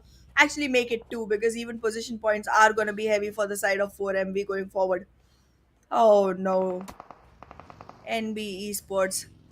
The attempt just fails here, making the lead even larger. But well, in the meanwhile, you do notice that 4MB this time does not have all 4 players online. But it's not a bad situation either because Stronger Fake Love, Raw Officials and 4MB, all 3 are running on 3 players each. And that's not bad against teams with 4 players each. Like you're not way too low on your numbers, to be very honest. Yeah, DRS though. Look at this. Gyante, he has spotted out east. He is in a very far away angle because of which the shots wouldn't land for now. But DRS have a very good understanding of the game. All 4 players surviving. This should be a chicken, right? I mean, I do get it that you're not inside the zone. All the advantages just pan out in your favor to get that chicken. Now, East is throwing some shots onto the players of Team Raw Official. Malik, he is still holding the angle, not moving far away from it. There will be a smoke just to make sure that East has that particular place for himself and is able to also call his teammates inside the zone, and this big truck will also make sure that there'll be good cover. Apex though has already spotted Dobu in the process, but no shots have been taken as of now. Stronger Fake Love can be one big team to deal with for the side of 4MB. In the meanwhile, Stalwart Esports getting naded constantly from the side of DRS. Cross nades are coming in from the side of Stalwart Esports as well, but which one is going to result in elimination? It's going to be the one from the side of Stalwart Esports. DRS loses a player completely. The other one is on the knees, and now 2 players trying to survive for the remaining team, fighting against 3. IC is already knocked, so that's going to be an equalized situation for both the teams. But who is going to win this is the biggest question, because Stalwart, hidden somewhere, has one more player who can actually participate and turn things around. Gyante is trying to pop a heal kit, but will he survive? Not really, because the Molly is very close to him, tries to move away from the proximity, has enough HP to fight back, but will this come to a standstill? No, it won't. It's a completely open area. This fight has to be committed to, but the upper hand seems to be on the sides of Stalwart Esports. Cruz has been taken care of. It all falls down to the last remaining player. And yeah, Stalwart, they just might even ignore Gyante in this position and run away, because they know that Gyante cannot do much about it. He also has to move inside the zone. On the other hand, SK will also get eliminated. 4MV, 2 of the players are down on the ground, so the revivals have to be prioritized over here. But other than that, they are in a good spot. If the revivals come in and if they're inside the zone though. Stalwart on the other hand, look at this. They already have that buggy. They are running around with that vehicle, hoping to find anyone all out in the open and just grab that frag. But this is a little bit too passive from the players of Seal Esports. If you know that there is a hill right in front of you, you need to climb it. You cannot play in the valley. Because if the zone just moves away from you, you will die climbing it. Seal still trying to hold on to that petrol pump that's near them, the gas station that they're stuck inside. Again, as you mentioned, it is pretty passive, and there is a clear angle for Raw officials as well. The moment Seal starts to come back out, Raw officials will have a clear sight onto them, making it harder. But in the meanwhile, even before the reset could be completed, 4MV has been barged upon by Stalwart Esports. To fake that they are still confident into the fight, 4MV tries to march on to Stalwart Esports in an aggressive fashion, pushing Stalwart slightly back, but with the vehicles in hand, they are going to be moving forward again. The relocated player from the side of 4MV might be able to squeeze some value, but that's about it. There is not much that can be done at this point. Baron trying to take some shots. With only 2 players surviving, 4MV does not have much to look upon at. But in the meanwhile, knowing that Stalwart Esports only is running with 1 extra man on their line might help. 4MV, Biren and Apex. Let's see if this duo can help their team to get back into action, to help their team get back into the game with the chicken. I mean, once again, they've done their job. 10 points overall in terms of defeat and extra points in terms of standings. So why not go for some more? Why not go for some extra? Stalwart Esports, they are the teams who have to, sort of mount a comeback. So they really need this chicken. And they do have also a good number in terms of the prediction charts. Yeah, I mean, the CL prediction chart is way too much, 30%. But if the zone does not go their way, and even if it does, I still say Stalwart Esports, because coming from a higher ground, it will be far easier to get that game. Now Bot has already spotted down Apex, because HP was a little bit of a concern for Bot. He gets taken down, and it's all down to Tops and Skry in this battle now. Apex already spots Skry. Skry wants to reset, but the nade will not let him. The nade will not let him, and Apex lands it. That's a good knock on to Skry. He will also be taken down, and suddenly a 3-man squad of Stalwart has been reduced to just 1.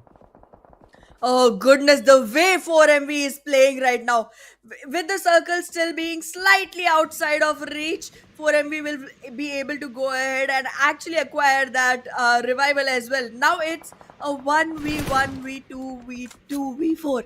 Okay, 5 teams, that's how we're going. But yeah, I mean, 4MV, the way they're fighting, even with 1 man knocked down, are doing a great job. However, they get eliminated finally with 12 men standing from their side. And now Stalwart Esports, the sole survivor, will be able to take at least a couple of frags to try and put the team on a better spot. But the one team to be scared of right now is gonna be Raw officials. They do not have all 4 standing, but they still have a good number, that is 3. Stalwart and DRS are surviving on single survivors. Seal is not in a good enough position, as you already mentioned. The moment Seal peeks out, Raw officials has a great crossfire setup. They have Jiggle on one side, and they have Sky and Malik on the other, which can actually squeeze out great value. In the meanwhile, Gyante is already on the crosshairs. That will be taken out soon enough, and that is now 3 teams remaining. Stalwart Esports also in the crosshairs of Raw officials, making it a very possible Raw official winner chicken dinner. That's the thing. If Tops does not third party, if Tops does not throw in a surprise, Seal will face a lot of trouble. And even though this is a 60% game in the favor of Seal, that's what the engine suggests. But I do not agree with it, considering that they are just completely constricted to 1 compound. 1 good nade is what it takes for the Seal players to just fall 1 by 1. Tops spotted down, taken down by Jiggle. Now they know what's up. Now they know it's a 4v3, and the players of Team Seal are all constricted down to 1 compound. If Sky from Raw Official can just make a good play over here, that would just be their chicken. Now we all know what's up, and what's up is the chances of Raw official to squeeze this game. If they still don't, I have no idea of what to say further. But well, for Seal, I think this is already a sealed fate.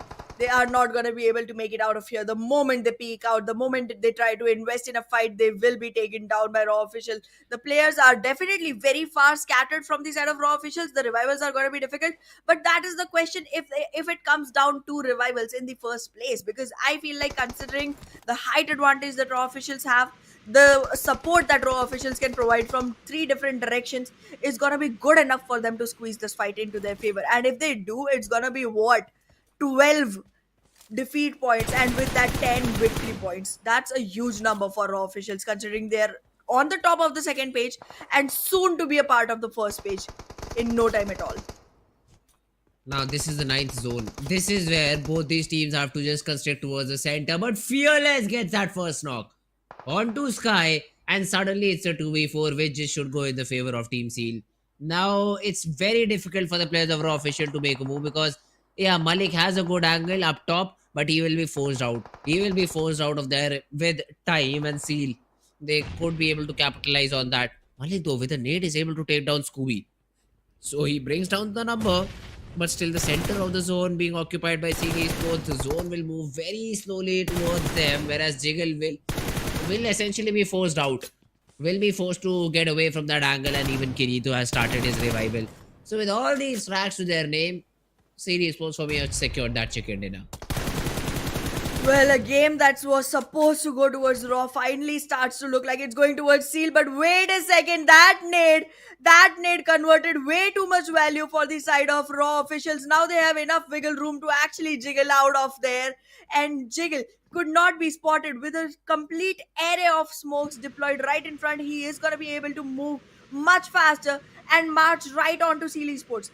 Scooby is on very low HP, finally gets himself back up and running. But in the meanwhile, Kirito has been picked up as well. Now it's a fair and square 2v4, which is difficult to fight for the side of Raw officials. They have great position, but the fight is not going to go in their favor. One gets taken down, the other is marched upon, and Seal Esports finally get a chicken that they have been waiting for. They had one yesterday, they have another one today, and this is looking like one mountain that they are going to be able to climb soon enough. The Miramar Hills are not going to be a problem.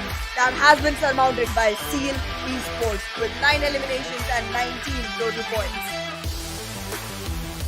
Wow, great job done by the players of Team Seal Esports. They played it out perfectly.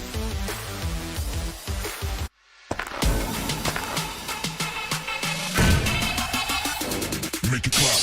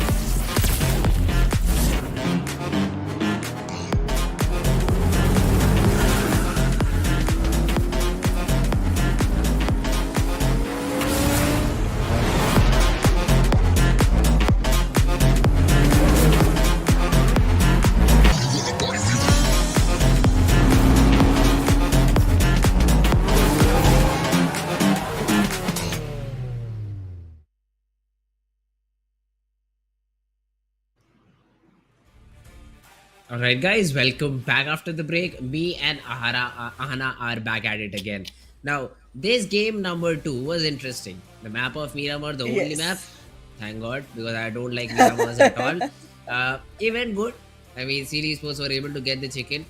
Timing from Raw official could have been a little bit better. That's all I Yes. wanted. They threw one nade which got 2 knocks. That's when they could have decided to push it and maybe convert the entire game. For some reason they allowed the revivals to come in and then push. Not just the revival, the reset to come in and then push. Yep. Weird decision making from the players of Team Raw officials, but anyways, the odds were against them. They essentially lost it out, and CD Sports with a good chicken dinner for their favor. Absolutely, in a position where it seemed like Seal might not be able to make it even after such a big engine percentage to their favor, all thanks to their numbers. Raw officials managed to just let it slip away.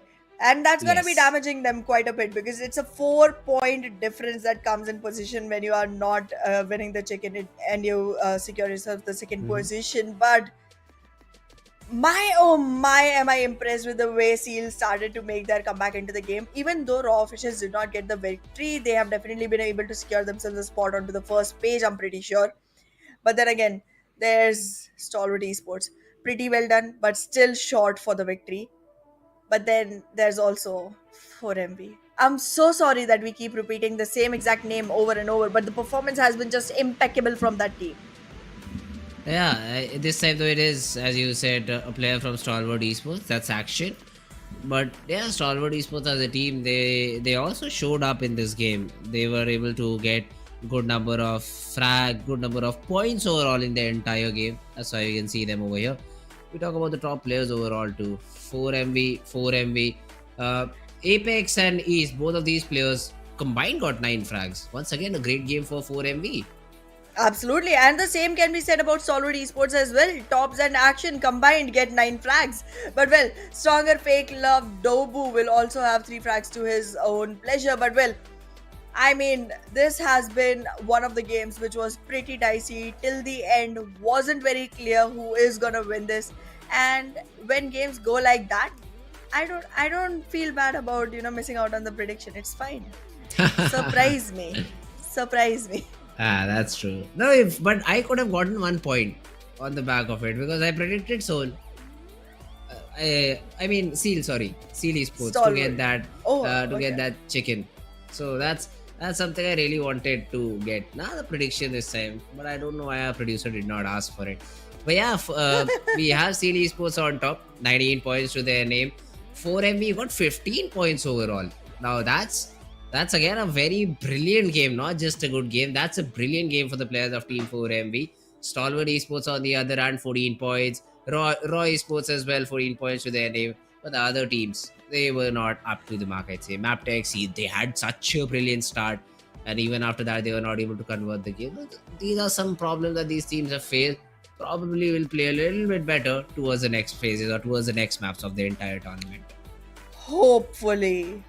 I'm so waiting to see that happen because, to be very honest, things are not looking good for most of these teams. I mean, they have one great game and then they just get caught with completely vulnerable situations, do not make it through in the next one, and then do not make it through in the one after that, and the one after that, and the one after that.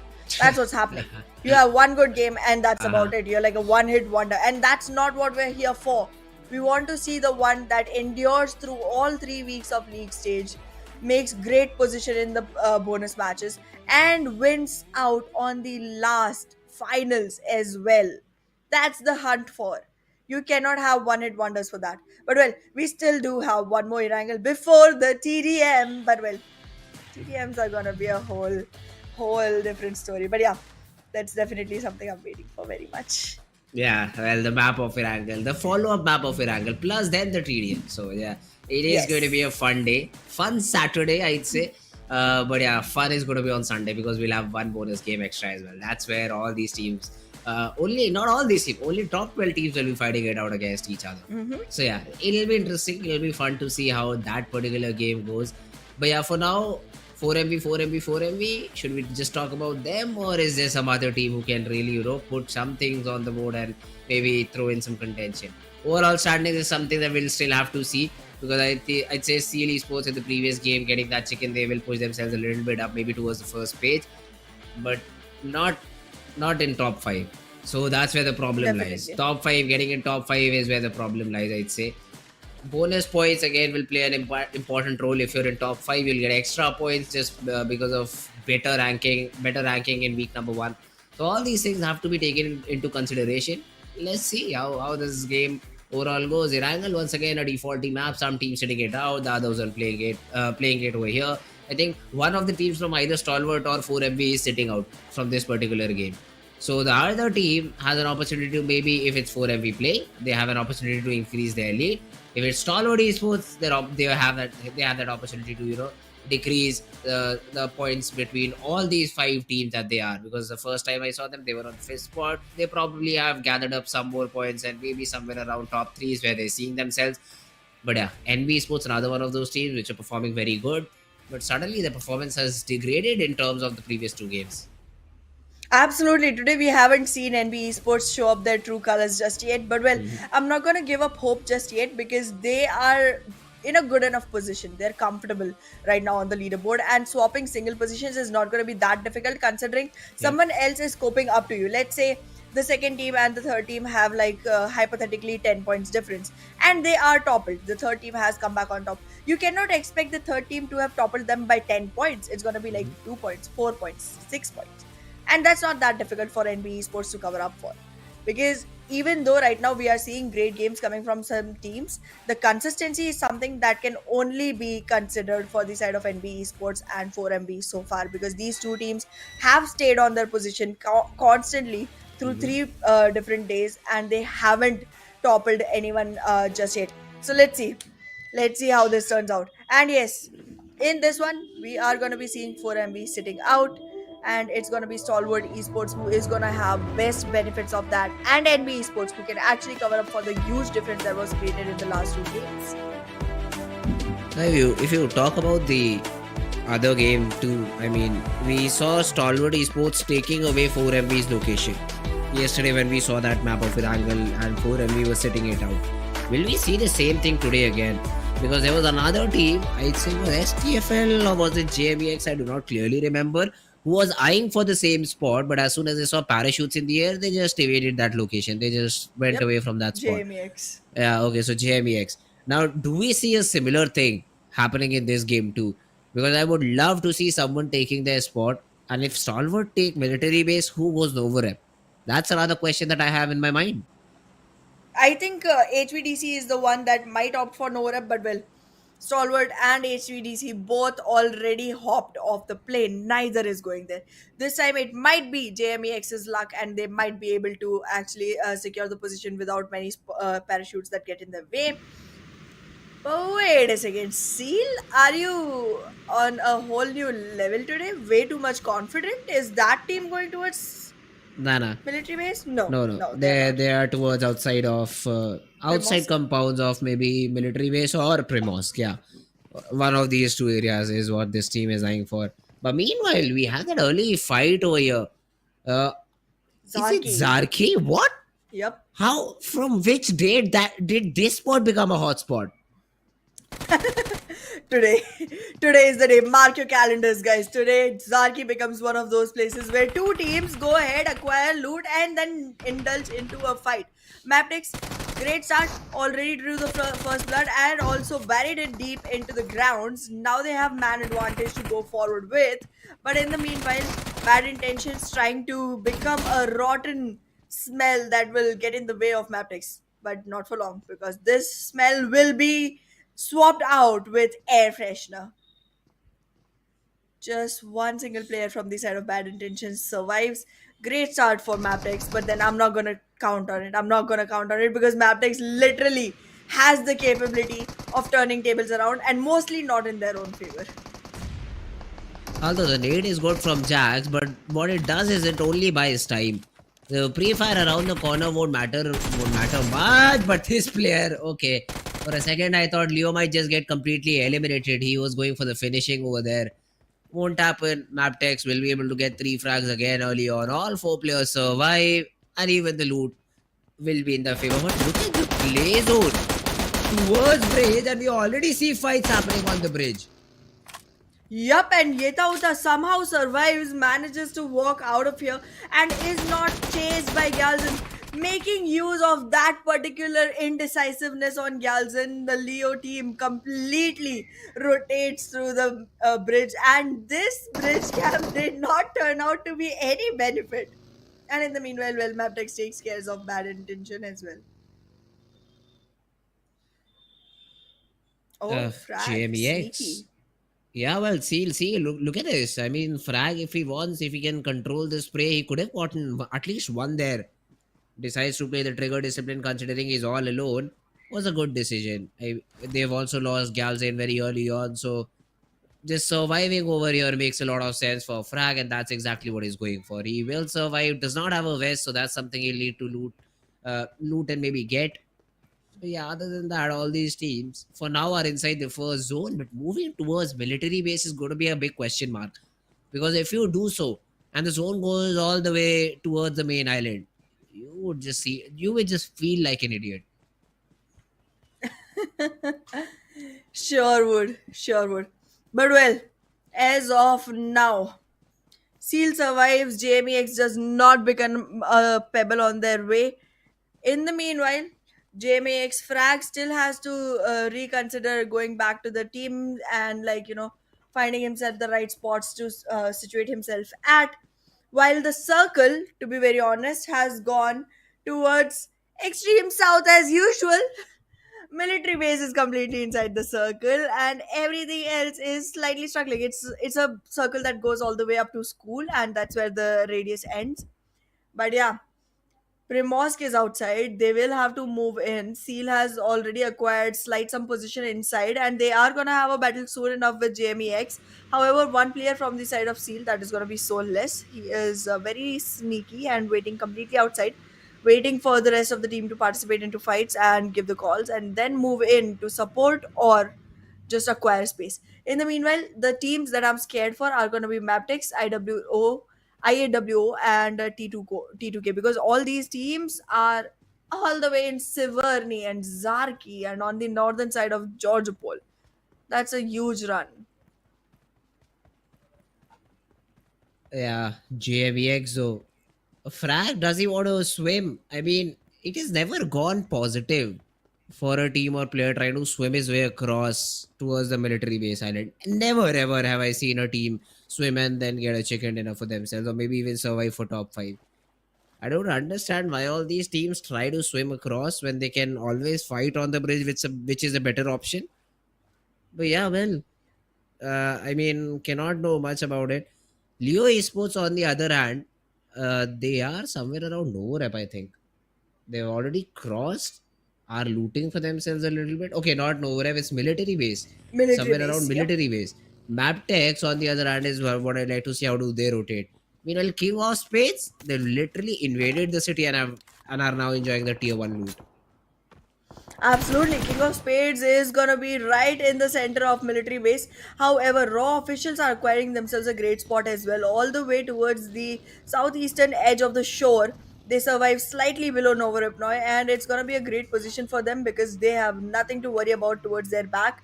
I guess the move from the side of JMEX to actually swim across is gonna be fine enough as of now for survival, considering that Seal has them enwrapped. Seal players are already watching the players of JMEX that are inside military base, and there are also a couple of players in Primosk who are watching the other players who are trying to rotate right now. So, water is going to be the only safety guide that they can have to move across with. But NBeSports right now towards the Novorap bridge, trying to cross across, might have a hard time considering there is SKYLIGHTZ Gaming, ASL, both the teams watching onto the bridge, while NBeSports also has one player among themselves of Stalwart Esports. That is going to be another trouble to deal with. Yeah, for now though, look at this fight. Seal, they've got one knock. On our screens, we have Deadeye's guys who are trying to take down these players one by one. Kirito is down on the ground. I do not see any sort of positive backup coming towards him. So, Seal Esports, even though they started off good, but the previous chicken, the momentum will not continue for a very long period of time. Absolutely. Once Seal gets taken care of, JMEX might have a better situation for themselves as well. In the meanwhile, Deadeye's guys still have to find a way to enter into the circle. Sorry, they're already in the circle. They have to enter into the military base island because that's still not acquired just yet. Ferry Pier is where this fight is taking place, and Deadeye's guys trying to capitalize on it as much as possible. Sussex Sir has himself a vehicle and will be able to navigate to the team and soon enough provide the mobility that's required to actually move on to military base. Yeah, that is, guys. Let's see. I mean, Precious Sir right now, he's just holding, he's just happy. I know he needs to move 300 meters away inside the zone. For now, the positioning that he has, he's just okay with it. He's like, yeah, we can work with it. IC has been spotted down, and Mr. Boro is throwing in some shots. He'd be a lucky guy if he gets it off because nobody can aim that far. And yeah, that's the case. They will see all these players just rotating away from far away, and SKYLIGHTZ cannot do much about it.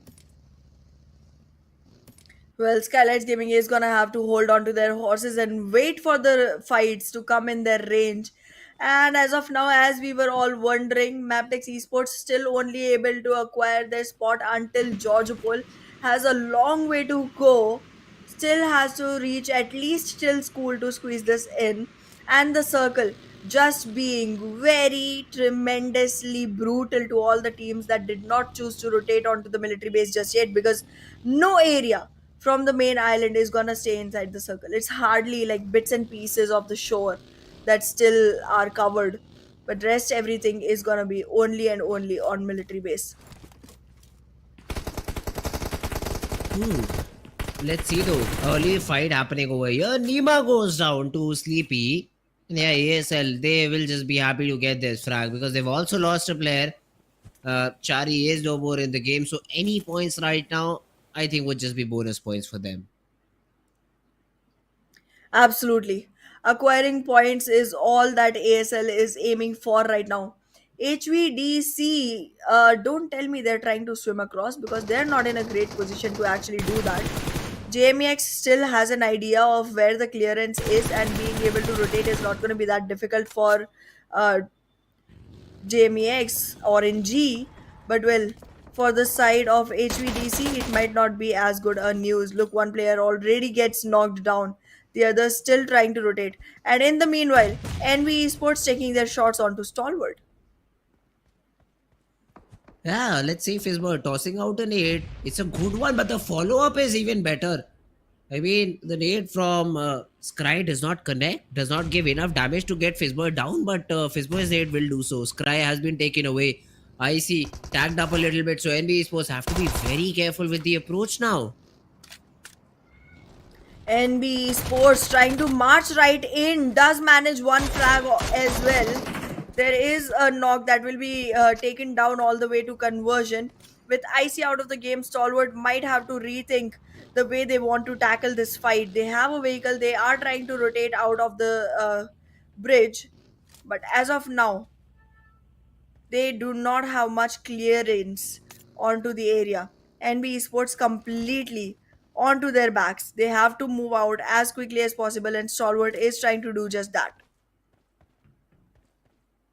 Yeah, tops for now. I know he has information that NB Sports is still present in this location and they essentially will have to one way or the other use the bridge to rotate. So basically what he's trying over here is to just gatekeep. Just gatekeep the players of NB Sports, and as soon as they try to rotate in, that's when he'll take some shots. Problem is the number. You only have two players surviving. Bot is very, very far away, so backup would be a big question mark. It's only you on the bridge. So these are some of the questions that I have from the players of Team Stalwart Esports who are still playing over here. But wait a second. IAW and T2K, they haven't even crossed the Potato Hill. They are somewhere around Ferry Pier and still rotating inside the zone. What? Yup, T2K not in a very good situation. Mabetex, however, has overtaken them and finally finds themselves in a safer zone. Do still have to rotate from the bridge and are gonna have DEADEYES guys right in front of them. In the meanwhile, SEAL Esports still trying to invest in another fight. JMEX, however, not able to stand the ground. This time, height advantage would have helped. Being on top of the staircase would have helped, but did not, because JMEX just could not be the right frag amount to be able to take this down. Seal, great job done by them. I mean, it was just a two-man squad, but they just pushed in and got the other two out of the game. Even the shots from Soulless over here onto another team were also impeccable. Good shots, good frags collected. And as Seal Esports, at least they've made sure that they won't be eliminated over here with 0 points to their name. Now, Soulless, as soon as he sits inside the vehicle, will be shot down by Arrow. Far away, yes, but the logs there, and that's exactly what is needed. An Arrow again lands a couple of headshots onto Fearless over there, and Seal has been eliminated with only 2 points. SEAL, one of the teams that had a great run in the last map, unable to carry forward the same performance. HVDC acquiring a lot of area in measures of region, and in the meanwhile having quite a lot of teams to worry about as well, right? in front of them survives ASL, and right behind them is gonna be Mabetex Esports. This is a risky northern area of the island that they are taking fights on. In the meanwhile, though, IWO will surrender and will be taken down to one single player alongside JMEX. And it was Leo Esports to get those frags to their name. So Leo also had a good start over here, and they will be able to eliminate IAWO. Now those are some good frags to find. Volley over the other part of the map is able to get one run over knock. Leo this time are being bombarded by the players of DEADEYES, guys. But yeah, off to no avail because they essentially rotate out. Well, correct judgment there. However, HVDC, a fight that they were expected to have soon enough, will lose in. And Mabetex, just moving forward, do they have the idea of the team that was keeping HVDC busy though? Because ASL still survives, and this time with two frags, not as bad a situation as they have been become used to of. But in the meanwhile, Deadeye's guys still trying to secure themselves some position that they can hold on to while Leo tries to march onto them. Ugh, Leo though, look at this, 6 frags already to their name, and they also want to rotate inside the zone. Now these moments for Leo will be very, very important. And let's see how does Leo want to play it out. Now, if we talk about the other team's positioning, ASL towards the center of the zone, one of their players knocked. But if we were to make a prediction, let's see. Leo, they're not completely inside the zone. SKYLIGHTZ Gaming, they're entering. I'd say Raw officials. Raw I Esports was is my gonna team. go with the same. Because they are completely on the southern side, no competition whatsoever, have the higher ground. All these things just go in the favor of Team Raw. I am gonna go with the same exact prediction alongside you, Fritz, because you stole my prediction. You read my mind and then picked the team that I was gonna pick. It's your fault, not mine. Wow. Okay. Then wait a second. Yeah. Wait a second. I'll change my prediction to, I'd say, DRS then. If you go with Raw official, I cannot don't be the think one that's to... a- I don't mind. Okay. I don't mind because if I get it correct, Okay. it would be very, very cool, to first of all lure Uh-huh. you in some other way and then essentially Acha. get my first prediction Nice. correct. But yeah, as soon as I say DRS, I already see the HP bar for Killer is not looking good, plus he's not inside the zone. Come on, DRS, not like that. I am so happy. I am so happy right now. This has become the best day of my life in no time at all. Look at that. Look at that. Rules gets taken down as well. And now Leo is gonna be climbing right onto top of DRS. Good job there with your prediction, Prince. I'm pretty happy in the way it is going right now. Oh goodness. This Answer is back. fun. Answer back, fun. DRS. They just do not. Bro, what? They had 4 players standing in the past 5 seconds, and suddenly they just get eliminated. That's just my kismat, I'd say. That's just my luck. This Jinx. just never goes my way. You jinx a lot. The last time you said you were gonna take the name of the team that won, I doubt. Now I doubt strongly. However, going forward, it seems like your prediction is of no use. Let's see what Raw officials is up to. They again do not have any competitions all towards the southern area. They are trying to mount in towards Leo and ASL, who are already busy in a fight of their own, which Raw officials can actually acquire a third party benefit on. But the players are very widely spread. They are acquiring more and more area control for themselves, and soon enough will be marching right onto a third party position for Stalwart Esports versus NBeSports, which is going to be a great fight to reap fruit off of, because those two teams are very painful right now for any team who isn't them. NBeSports, they found themselves a good spot. Considering the play zone, they really have to move very little and they'll be inside the zone, whereas Stalwart Esports wouldn't be a big harm considering they only have 2 players surviving. So tops and bot, they are just playing for survival points over here. And Mondo, I think, is aware about the possibility of someone being on the left-hand side. ASL, though, yeah, well, now that's what I like to see. Your prediction going wrong, huh? One of the players down on the ground. Would love to see ASL eliminate the whole squad of Team Raw officials over here. Sure. That will definitely happen. We'll see that happen. Huh? In the meanwhile, let's see how Raw Official retaliates because my team, I think, answers back when I say answer back. But well, in the meanwhile, Leo, however, is getting knocks for themselves and ASL. Oh, I'm so sorry. ASL is left with only one player. I'm pretty sure they're gonna be so capable to take all of Raw Officials out, isn't it? Anyways, I at but least Leo is looking wanted strong, one, isn't it? but I get nothing at all. On the other hand, though, they're also firing on the players of Leo. Raw Which is a officials bad fight. suddenly they find themselves in a no, but they've got one frag. That means it's a 3v4 in their favor. Look at this. Raw though overcommitting a little bit over there, and now Sky is in a spot where he will be instantly volleyed and taken care of. Yeah, well now those buggies are not looking good, huh?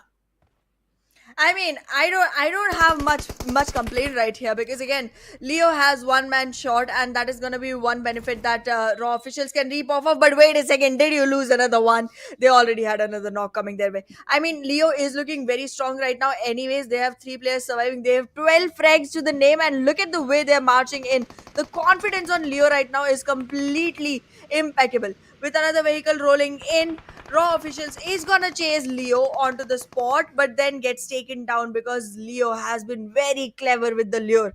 Two of the players took the vehicle, rotated right in front of the face of Raw officials, and then one was standing behind just to guard it. Beautifully done, great bait.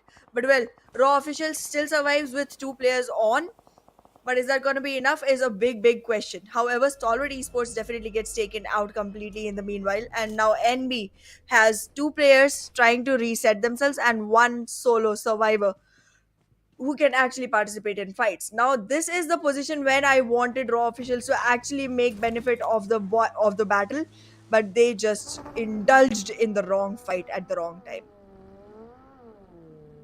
Praveen and Jigal are the only two players surviving from the side of Team Raw officials, and for a very long period of time, I see all these players just in vehicles, not just stopping at all, running around the map like crazy and trying to get those frags. And Raw officials have been the ones who have not benefited or have been taken down because of it. Two of their players. Now let's see. The NBeSports are the only team not inside the zone. SKYLIGHTZ, yeah, well, two of them are. No Fear will essentially be able to get in very soon. The next 20 seconds, does NBeSports find themselves a good ground, a good space inside the zone? Will be my question over here. Raw, they found themselves a shack, certainly towards the center of the zone though, which will be a good spot to be in. And let's see how do they continue from here on. Absolutely. For Raw, this is gonna be a curse and a boon at the same time. Because to be very honest, a shack in the center of the circle, great job, great place to hold on to. But a single shack, you can be naded in, you can be flushed out anytime. So you got to be very on toes and very precise with what you do, which fights you pick, which fights you avoid, who you conceal yourself from, because these are the questions that have to be answered by Raw officials on constant basis, surviving into this particular shack that is going to be the center of attraction from every single team that tries to move into the circle. However, talking about the particular question you asked right before this, which is NB Esports, will they be able to make it? I don't think so. I do not think so. SKYLIGHTZ Gaming, show off! Show off! They're trying to make my prediction come true. Wait! I don't think so they'll be able to push in, considering they have a lot of smokes and that shack is literally in the middle of everywhere, so you'll get third party if you decide to push in. But yes, NBeSports as well. One of the players has already fallen down.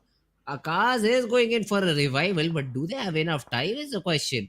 Because even if the blue zone kisses you over there, you're down. So you won't be able to put that first aid over here. And then these days coming in will also make your life living hell.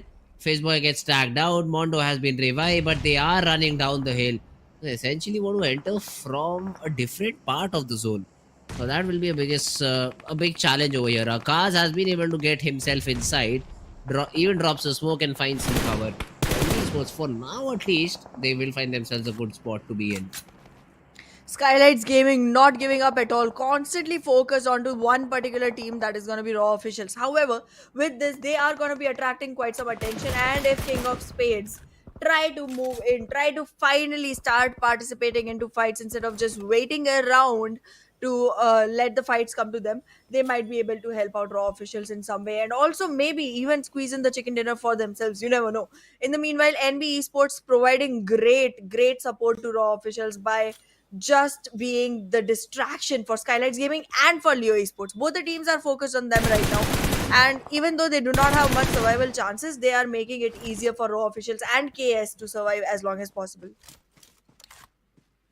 Yeah, SKYLIGHTZ Gaming could have been a better choice, I'd say, because they've been performing previously too. Why did I choose DRS? Still cannot get over it. Although Mafia Ninja spotted down by the players of Team Leo, and some shots were taken down. They will have to boost up, probably patch up. But once again, the zone favoring the players of Team Leo, Team Raw Official, and the players of King of Spades. Now, all these teams really need to convert it. This is stage number 6, and with only 5 teams remaining, I think this game will go for a very long period of time now, Anna. Absolutely. And look at the mercy of the zone. The circle gets created completely towards the western side, but it still has raw officials inside itself. SKYLIGHTZ Gaming still has to struggle quite a lot. The moment you start taking names, the team starts getting in trouble. Like, they were doing good. They're nowhere close to the circle anymore. Thanks to your calls. You're welcome. The other team can find my socials as soon as I come on the screen and probably give me a follow to take their other team's name. I don't mind. I don't mind. I'll do it for free. So meanwhile, SKYLIGHTZ, they are just charging it. Yeah, they get one knock. The trade is there, but essentially they're able to eliminate the entire squad of raw officials. It was not the best possible move because they themselves get eliminated because of this really unnecessary push. But hey, good for me. No chicken for raw officials. Well, true that. True that. No chicken for raw officials. Still survived way more than DRS did. But hey, let's look at who wins this, because right now it seems like it could be anybody's game. I'm putting my money on Leo though, because Leo has been running around with way too many frags on their hands. They do have quite a lot of players still surviving, and NB Esports, well, they all that Akash is gonna be able to do is be a spoil sport. And for the side of King of Spades, I don't know what to say. This team has done it before. They might be able to, but I really want to see Leo do it this time. Oh, okay. Let's see, Leo. They've got good number of frags as well. So if they end with a chicken, that could really help their cause. So let's see, NB Sports. They also at least have one of their players still surviving. King of Spades, though, this is a team that needs the chicken to stay in top 7, top 8, or maybe even top 5, because that fight in the middle leaderboard is very, very close to each other. So King of Spades is also again another team that if gets the chicken will benefit a lot from. But yeah, for now the zone and the way Leo is playing, I don't see a way Leo losing this game now. Absolutely, and currently the amount of area that is under control of Leo is humongous compared to any other team. NB Esports is not even in the circle, so leave Akash out of it. But if you talk about King of Spades, they do have the drop landing right in front of them. If they want, they can actually make use of it. But then again, you're constantly just attracting attention from Leo. Now, here's the thing: Leo has vehicles that can, like, literally just march over, collect information, create the lure, and then get attacks happening by the remaining two players. And that's what I'm hoping to see. But for that, you gotta find out where exactly the players are. I think Leo has an idea of KS, but they're not making a move just yet because they do not know where the single surviving player of NB Esports is. Yeah, King of Spades. Let's see. I mean, it's all down to, I'd say, throwables. Do these guys have utility? Exo has a nade in his hand, has 9 more nades in his hands, so he could really create a red zone if he wants to.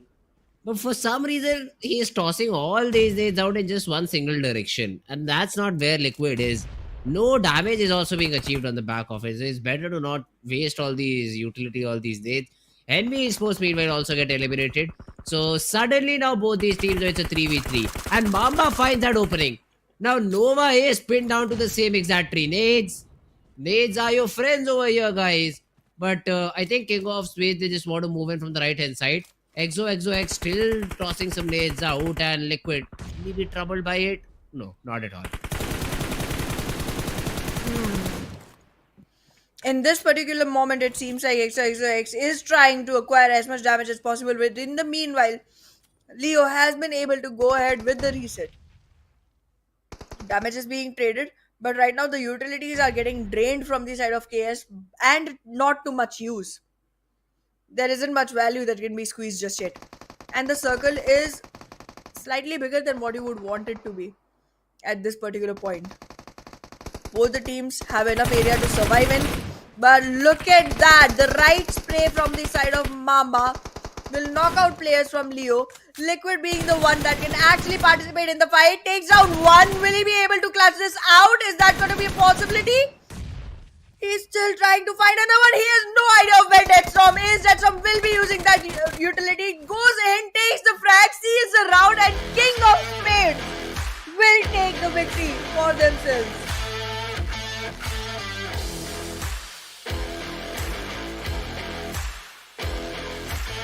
Alrighty, that winner chicken dinner beautifully taken away from the side of King of Spades with 8 eliminations and 18 total points. I mean, wasn't the team that we were expecting to win, but was well executed from their side.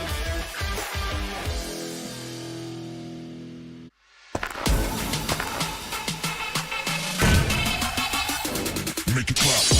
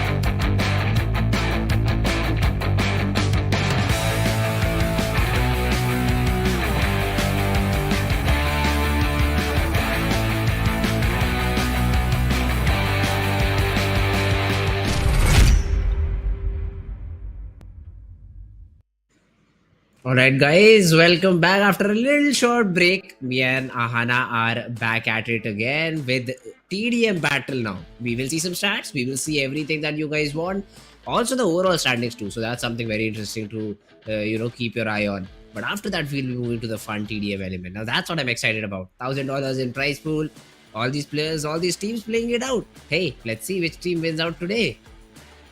Absolutely, this is going to be the last one from round 1, so gonna be pretty exciting to find out which last team enters into round 2 to compete against the monsters that are already awaiting on the doorsteps.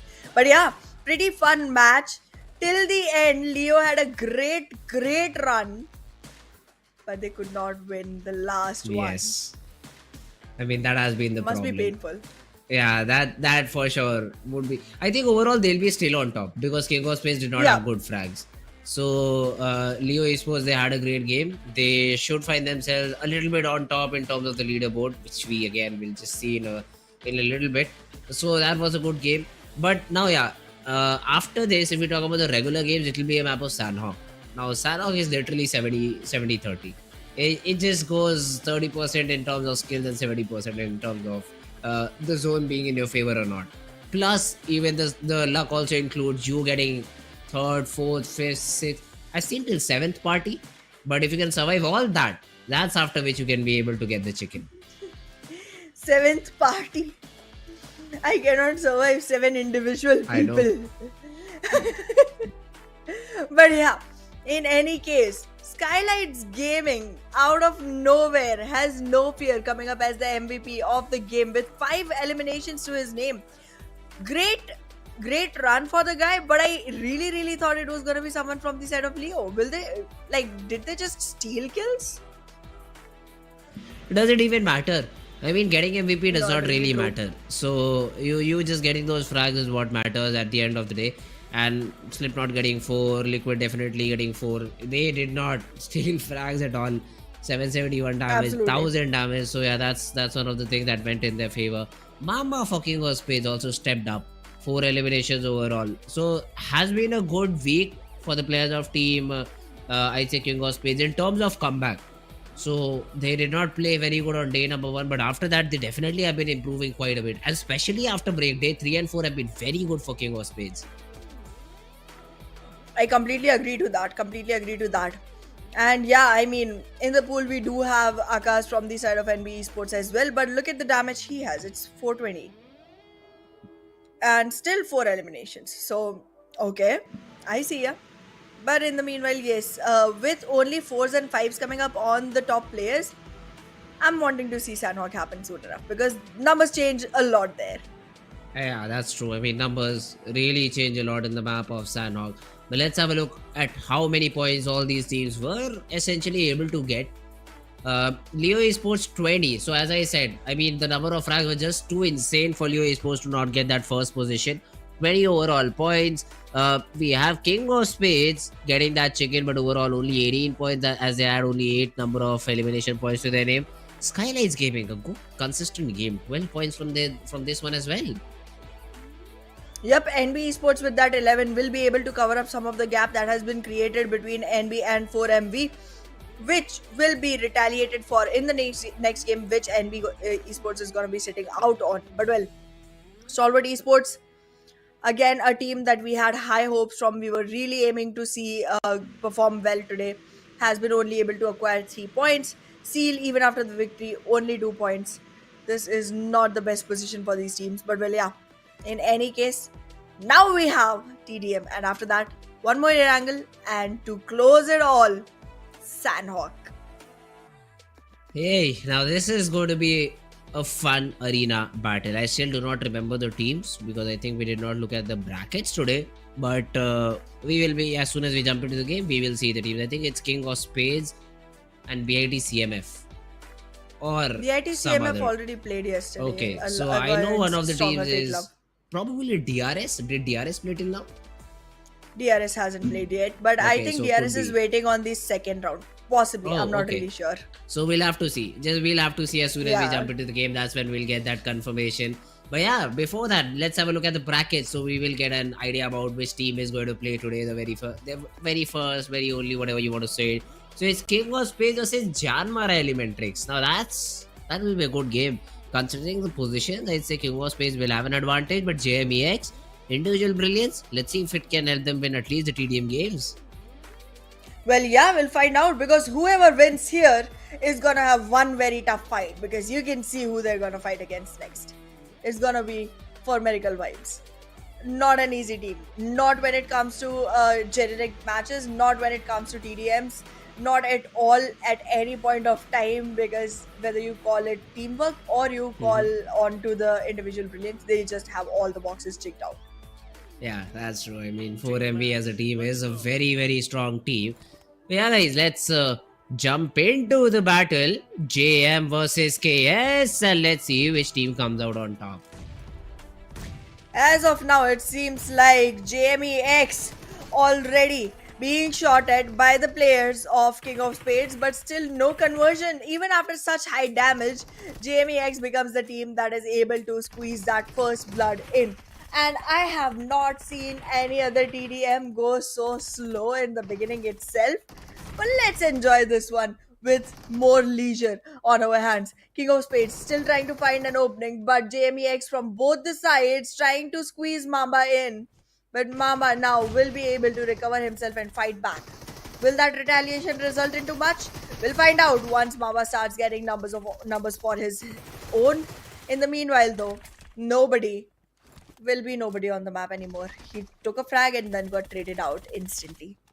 JMEX, however, taking a lot of wrath from the side of Mamba, but no conversions for Mamba himself just yet. King of Spades, they have that 2-pointer lead, but yeah, it will instantly be just taken away. Considering the positioning that these teams are just playing with, yeah, this is a very slow pace, a very holding sort of a game, where these teams are just waiting for a mistake from their opponents, and that's when they'll try to capitalize. Gal's in. Trying to just pre-fire around the corner while coming back in so that he does not get get any sort of damage on himself and is able to take down one. But meanwhile, Mama finds one of the JMEX's player. Also the second one. Tried helping his teammate but won't come to much rescue Naruto. He is unfortunate. He was trying to just jump over and go for the jumping shot, but he just climbed over and gave his life away for free. Well, that's the cost of life right now, specifically when you're in TDM, because you get respawned instantly. So that's the value you're gonna be dying for. Free. I agree. I completely agree. But well, in the meanwhile, JMEX acquiring that lead, which they have squeezed back from the side of King of Spades, and right now surmounting on it like anything. This is insane the way JMEX is squeezing numbers for themselves. 11-16 and then... Okay, Orangey, I see you. Taking the fight, falling back, going back in, and well, that's Tom sees it too. So he's gonna be able to squeeze another one on you. Meanwhile, JMEX still trying to acquire more and more numbers so that the lead can be huge enough for JMEX to survive on, even when things don't look their way. Just like that. I mean, JMEX still have 3.8 even after their whole squad was sent back to spawn. And they're happy. They're happy to just wait. The nade goes in. It will definitely force away nobody, but the trade is there. Once again, King of Spades trying to tie things back up, but no, it won't matter. It won't be able to be done because the trades are just too immaculate. That Storm does not expect that angle. And again, JMEX just make sure that they have that 3-point lead in their favor. Absolutely, they do want to surmount on it, and we have seen matches in TDM which have huge differences, and we have also seen matches in TDM which have no difference at all. So let's find out which one is this gonna be, because right now King of Spades is trying to claw back in, but it's still a 3-point lead that JMX EX is not giving up on just yet. King of Spades trying to control the warehouse, one of the essential areas to be in when you are fighting off in the TDM, but still not being able to hold the fort just yet. Mamba has a Groza, but cannot shoot till now because he does not see anyone. King of Spades 1 by 1 again. They brought it close to 23-25, but then the trades were once again in the favor, and yeah, JMEX still have that 3-point lead for themselves. King of Spades, this battle for Naruto, an important one, baits out the players, but nobody follows him inside the warehouse. Mamba is just holding a cheeky angle, but the nade will make sure he dies. And JMEX, they extend their lead all the way up to 5 points. Oh yes they do, yes they do. But in the meanwhile, oh goodness, that was a great moment for King of Spades to actually acquire onto, but they could not capitalize because of the backup support that JMEX is running around with. Right now it seems like JMEX is moving in pretty hard and strong, with 31 points on the board, 9 more to go for the victory, while King of Spades still falling short by one single number. They have closed in on the lead quite a bit. One more frag and they'll be equalized. Can they do that? They know where Orange is. Naruto was having the nade in hand. It took way too long to toss it, and now it's not gonna acquire any value to itself. Went in for the pre-fire, no support, so he has to play it out very safe and secure. Now he is trying to equalize the number, which he does, 31 all. The trade over here could have been very beneficial, but once again JMEX find a couple of frags and have been able to get that numbers back in their favor, baiting out another player. Nobody even gets one. And yeah, for a second we thought that the comeback was really real for this team, but yeah, now it seems like JMEX should have this game in the bag. 38. Where's the 39? Give me the 39, guys. Come on. 35 for King of Spades. So slowly and steadily, do we see a sort of run back coming in? All these players are sticking together for King of Spades. JMEX although only need 2 now. Let's see if King of Spades is gonna be able to take this away from JMEX, because they're so close to victory. Making them go so far away yet again would be something King of Spades is gonna be interested in. Another frag coming in from the side of King of Spades. Add one more to the table. One more and they'll be equalized. Will they be able to squeeze this one? Is this gonna be a comeback story that we see in TDM? Because so far we haven't seen any. Let's see. This pattern is unusual for TDM. For a team to be on the lower side of it and still make it through. is King of Spades gonna show us if they are the king of the hill? Hey, fight, guys. It's team deathmatch and not team hold match. You need to fight. Why are you camping in this game too? I understand in classics. I understand in competitive games. Why here? I mean, none of these players are budging. And essentially, it will be King of Spades who will have to make a move considering they are one frag behind. Absolutely. They will be lured out, and even then, Orange is not making his shots just yet. With those constant jiggles, King of Spades aims to make JMEX much more, you know, uncomfortable, restless constantly, so that a mistake would happen and they would be able to capitalize. They do. They do. Nobody has been taken down. And now King of Spades runs on a higher edge with equalized numbers on board and 2.5 minutes to go. All they have to do is secure one more and then wait for the last one to come to them. Hey, but they've just made this game very interesting and boring at the same time. It's 38-38. Anybody could win. Interesting. They're literally camping spawn.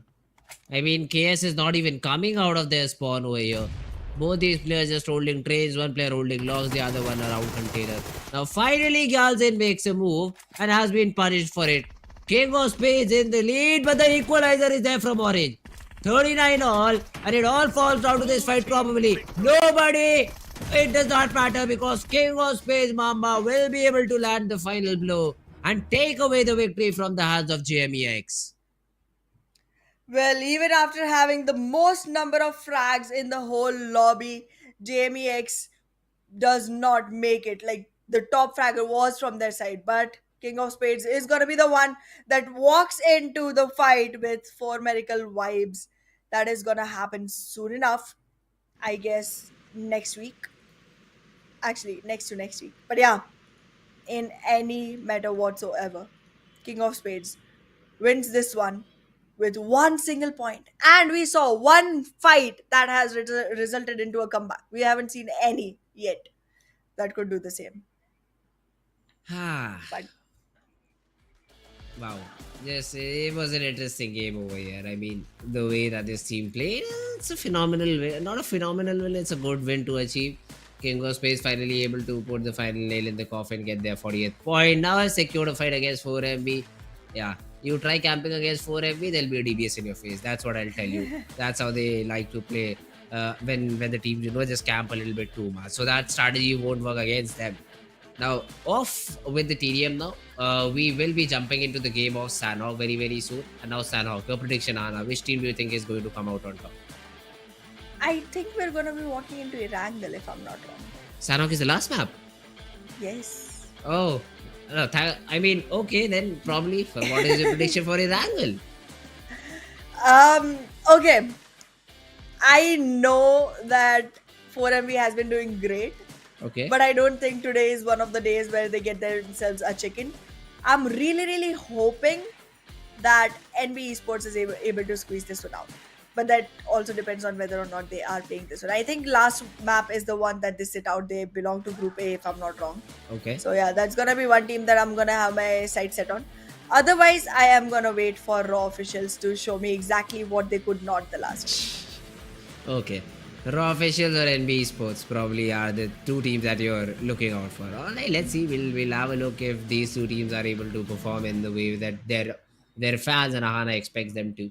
But yeah, KS twice. Okay, so King of Space won on the map of Erangel and then on Arena 2. Let's see if they can replicate it on this Erangel 2.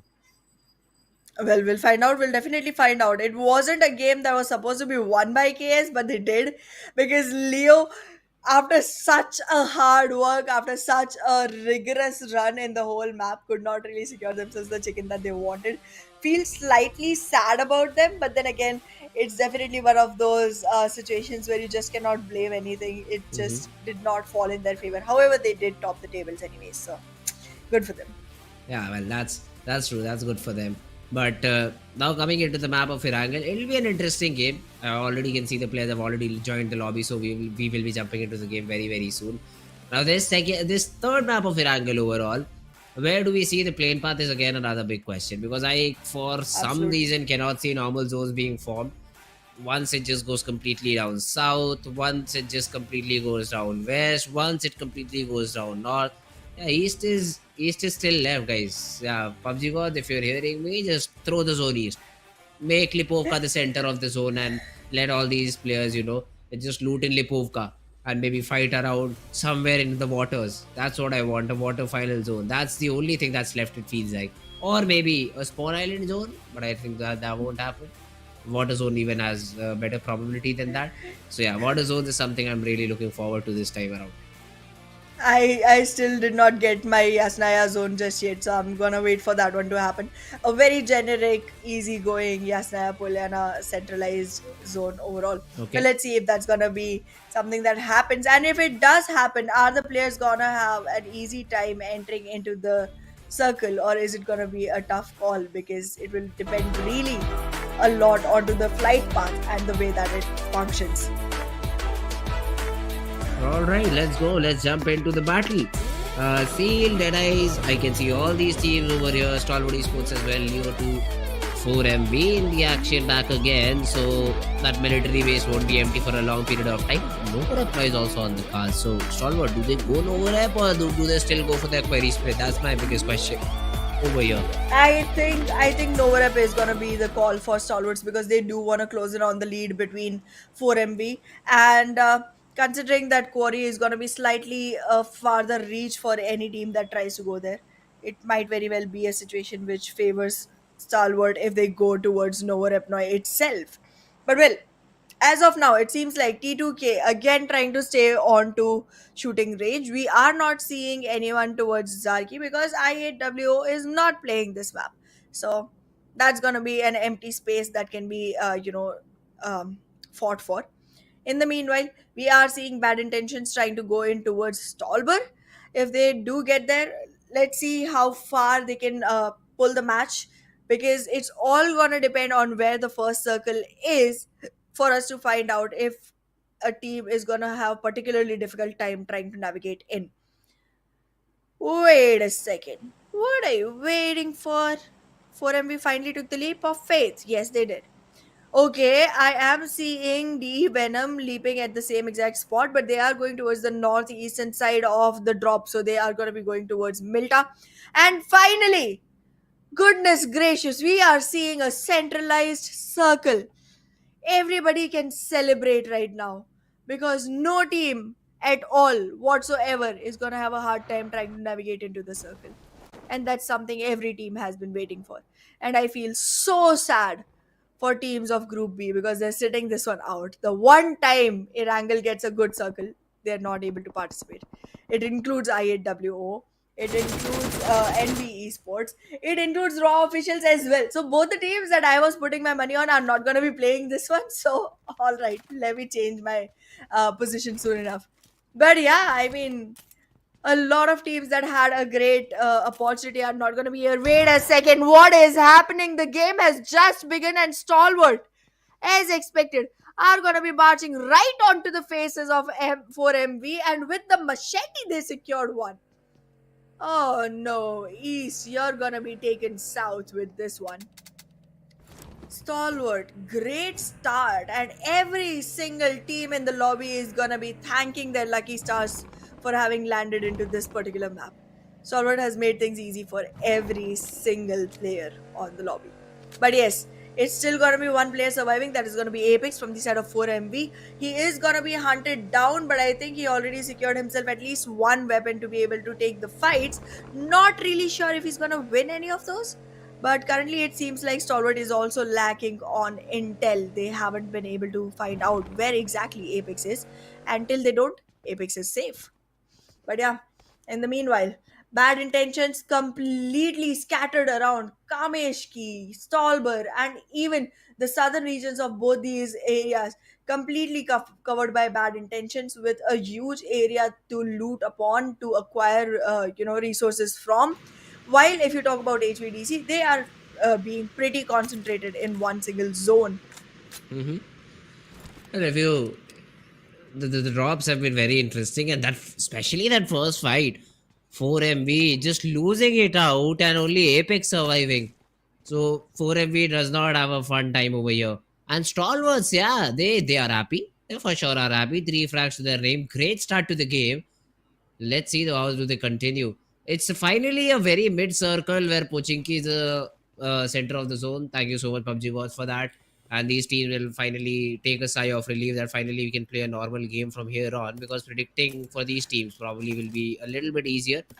But yes, let's see. I mean, the other important factors of the game, 4 MV out and about probably. It's only Apex this time around, and this would be one of those games where 4 MV get what, 2-3 points only.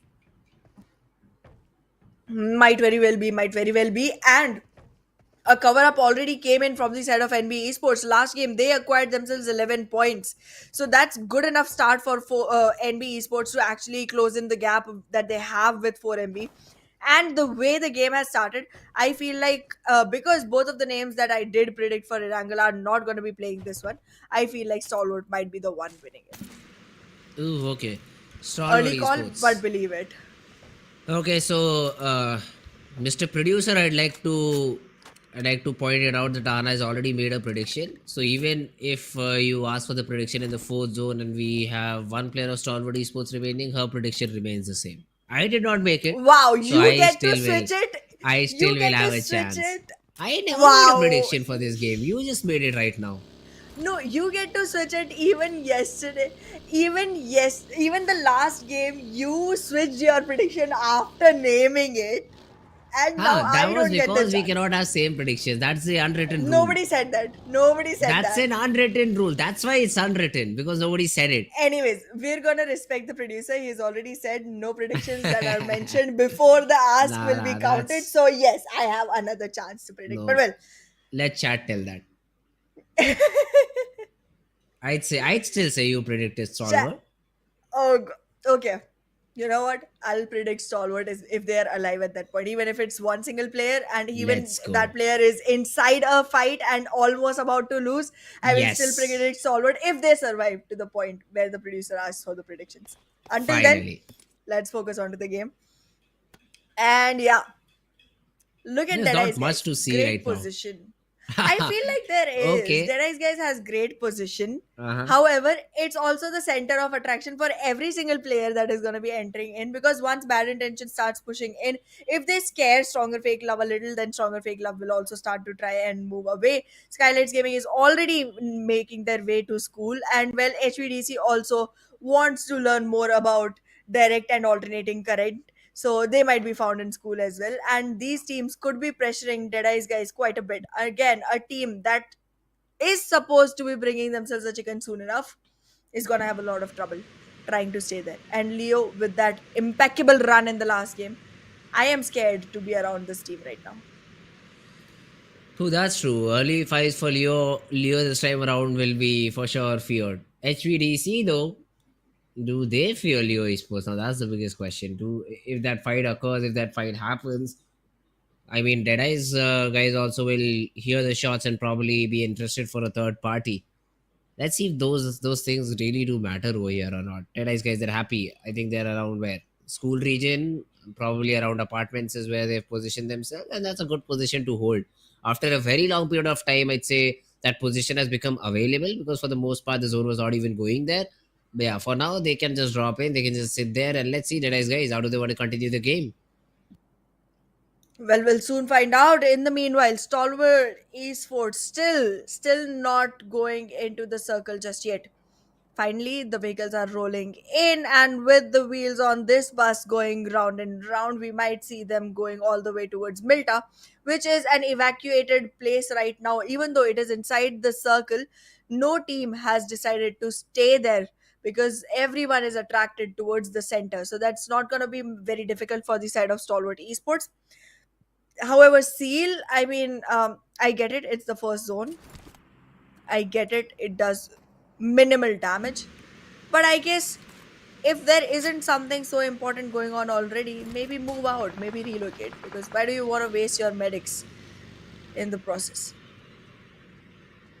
Yeah, that's true. I mean, it's better to just get away from that particular spot and just be in a position where you feel comfortable enough and not use those medicines early on, because during the final zones those could really come in handy, considering you reach finals You only, right? survive. Yeah. So that's the biggest if in the entire equation. Although another shift of the zone coming in, this time it has gone a little bit towards the eastern side.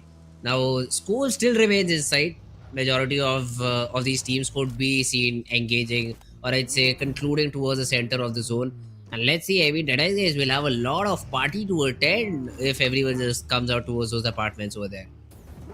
Absolutely, and not the kind of parties that will result in any celebration for Dead Eyes guys themselves, because they seem to be one of the teams that will not be able to survive that battle at all, because that's gonna be multiple people trying to acquire one single spot which is already under their own control. However, in the meanwhile, stronger fake love trying to become stronger against T2K, who is already on the rampage to try and frag people out.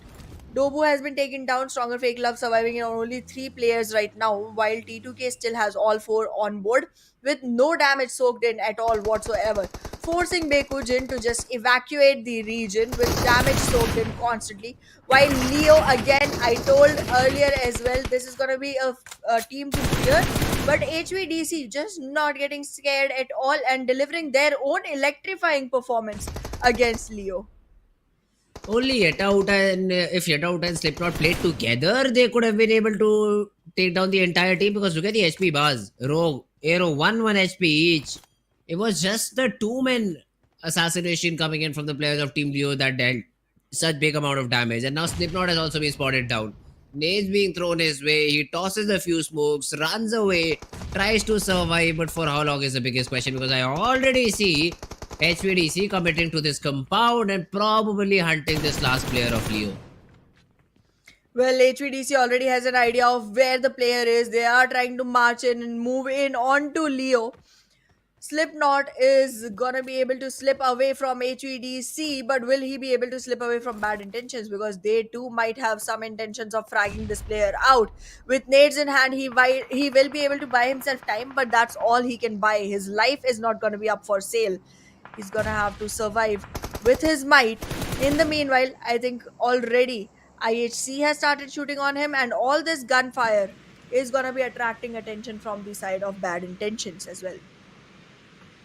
So Slipknot stuck. And the nade almost took him down. He somehow is able to get out of that position, but HVDC has already spotted him down. Although good decision being made by HVDC to not commit out in the open because they know that the threat of third party is really real and they are happy with the frags that they have. But the nade from Rogue will make sure that Slipknot does not survive, and Leo Esports, they just become the very first team to get eliminated in the game. Well, it's not gonna be very easy for HVDC to continue forward from here, considering one player is already taken down, the other is knocked, and there's quite a few attention already attracted onto themselves. Will be able to retaliate onto Godless and make him lifeless for now, but that's gonna be the contribution that came in from the side of bad intentions. Instead, Stronger Fake Love in the meanwhile trying to make sure that ASL does not have much wiggle room for themselves, and the circle deciding to go right close to Yasaya Polyana, but still leaving the whole city out with a very hard northern chip. Yeah, it's definitely a shift coming in over here, but let's see. IHC though, they for some reason decided to push over here. They've got 2 knocks, great, best job ever. But how do you convert these? Arrow, I mean, he might just get taken down, but Rogue is making his way across the road, and if you allow him, there'll be a revival, which Joel says no to. Yeah, easy frag confirmation. Even Aero will get eliminated completely. So IHC, they secure 2 frags overall, and HVDC also suddenly, which seem to be a good position. Yeah, now they are just facing the threat of elimination. Absolutely, the threat of elimination is definitely lingering upon HVDC and 4MV as the weakest teams right now, with only one player surviving on each, and 4MV already getting shot at as well. So let's see how far Apex will be able to climb up. In the meanwhile, IHC with the fight, they are gonna be walking out of here without really contesting much against bad intentions, and even HVDC will be having that one player surviving without much getting in the way. However, T2K busy with King of Spades, both teams that require victories constantly. King of Spades already on a good roll today, But will this role take them to the heights, to the cloud nines, is the question. Ah, SCFL though. Let's see ASL. They, I get amazed to see teams like ASL holding compounds in a 3-1 manner. Now that's, don't get me wrong, a great position to hold, but then three of your players are just stuck inside one compound, and that's a problem because one, two, three, four. I'd say 8 windows on one side over here. I suppose 8 on the other side, but they basically lead to one big room, and one good nade is what it takes to take down one player. And we already see teams carrying 7, 7, 8, 8 nades at a single time. So when you're holding compounds like these, you are essentially facing threat of elimination just by utility. So that's something I'd like to see teams deal with, and probably not get stuck in the vehicles as such. But yeah, that's just me. I mean, that's some troll that's coming in from the side of King of Spades. They themselves just stuck the vehicle by sticking up the another one right behind it. But well, in the meanwhile, Faisal and Mamba very focused onto their duties, trying to find out where to pick up a fight. In the meanwhile, also crossing right in front of DEADEYES guys, who are too scared to take a fight just yet. Why are no bullets coming in? I don't know. But should they? Yes, they should. They definitely should. And finally, the damage gets seen. Yeah, King of Spades. I don't know if that's part of a mistake that you made over there or not, but you have definitely been eliminated out of the entire server. Frags just accumulated by the players of Team Seal, and they'll be happy. They'll be more than happy to get all these 4 frags just literally, walking towards them, saying, just take me, guys. Just take us. Just eliminate us. And see, for some reason, when we saw the players of DEADEYES guys a few seconds ago, they had the exact same position that Seal had. But they decided to rotate towards the outside squad house of Rozog. And now they're feeling sorry for themselves because Seal seemed to be in a better spot than DEADEYES guys. Absolutely. As of now, it seems like I'm gonna stick with Stalwart Esports because I said I will, and they also look good right now. What's gonna be your poison? Who are you gonna pick, Fritz? Difficult choice, but SKYLIGHTZ Gaming. Because I think they've been performing good. They have the composure to finish the game, and that's why I'll choose that particular team over here. Alrighty, let's see if that turns out to be what the predictions, what the results are gonna look like. But well, as of now, T2K already scrambling right inside a fight, smoking inside the room itself, like smoke grenades smoking. But yeah, in the meanwhile, SKYLIGHTZ Gaming has their crosshair set onto T2K. These two teams are already in a fight, which makes me feel like SKYLIGHTZ might be losing at least one player in the process. And if they do, then it's not on them, it's on Fritz. Okay, don't mind. I don't mind that particular thing happening. But right now, Stalwart, yes, they're in a bit of trouble. Bot 22 needs that revival. At least one good thing has happened for him, that he has gotten very far away from the players of DE Venom. And unless Krita creeps up too long, the revival will be facilitated and they will be rotating. But on the other hand, they also fight against the players of DE Venom. I think because Toss has been taken down.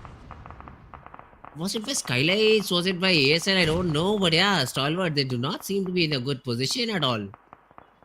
Absolutely. Even after a great start, the team is literally shattering right now, and it does not seem like the optimal situation. However, the reset has come in for the side of Tobbs, and he is gonna be able to participate into the fight soon enough. But yeah, it's gonna be slightly difficult. Scry already trying to go ahead, take as much help as possible from the teammates. D Venom, yes, do situate themselves very close to Stalwart Esports. In the meanwhile, though, I think SKYLIGHTZ Gaming might be happy to take up some of the frags from this fight as well. However, stronger FAKELOVE, one of the teams that was becoming a thorn in the way of Stalwart, is now occupied with Mabetex Esports and with ASL. So let's see how that goes. Yeah, Stalwart. One of their players again gets just spammed, I think, inside the smoke and has been taken care of. The knock is there. And although both these players will be revived, so yeah, tops will be brought back into action and Stalwart Esports will have all their 4 players back up and running. But the problem is they're completely out in the open. Where do they go to get inside the zone? Seal Fearless, on the other hand, gets a good knock onto Zero. Mabetex will lose again another player over here, and Seal. They are also the compound that they have looks to be a very strong apartment. I think apartments is where they are at, and seem to be that's a very good position to be in, because again and again they are converting some frags. Look at that, Venom, DRS, all players of different teams being taken down by Seal. So far, it seems like it's not gonna be an easy run for this side of the Venom, because Seal is definitely mounting right on top of them. Constant aggression coming in, and this just means that SKYLIGHTZ is gonna have a clearer shot on Stalwart Esports. Let's Try being the go. only one surviving, because the other two teams were occupied between themselves quite a bit.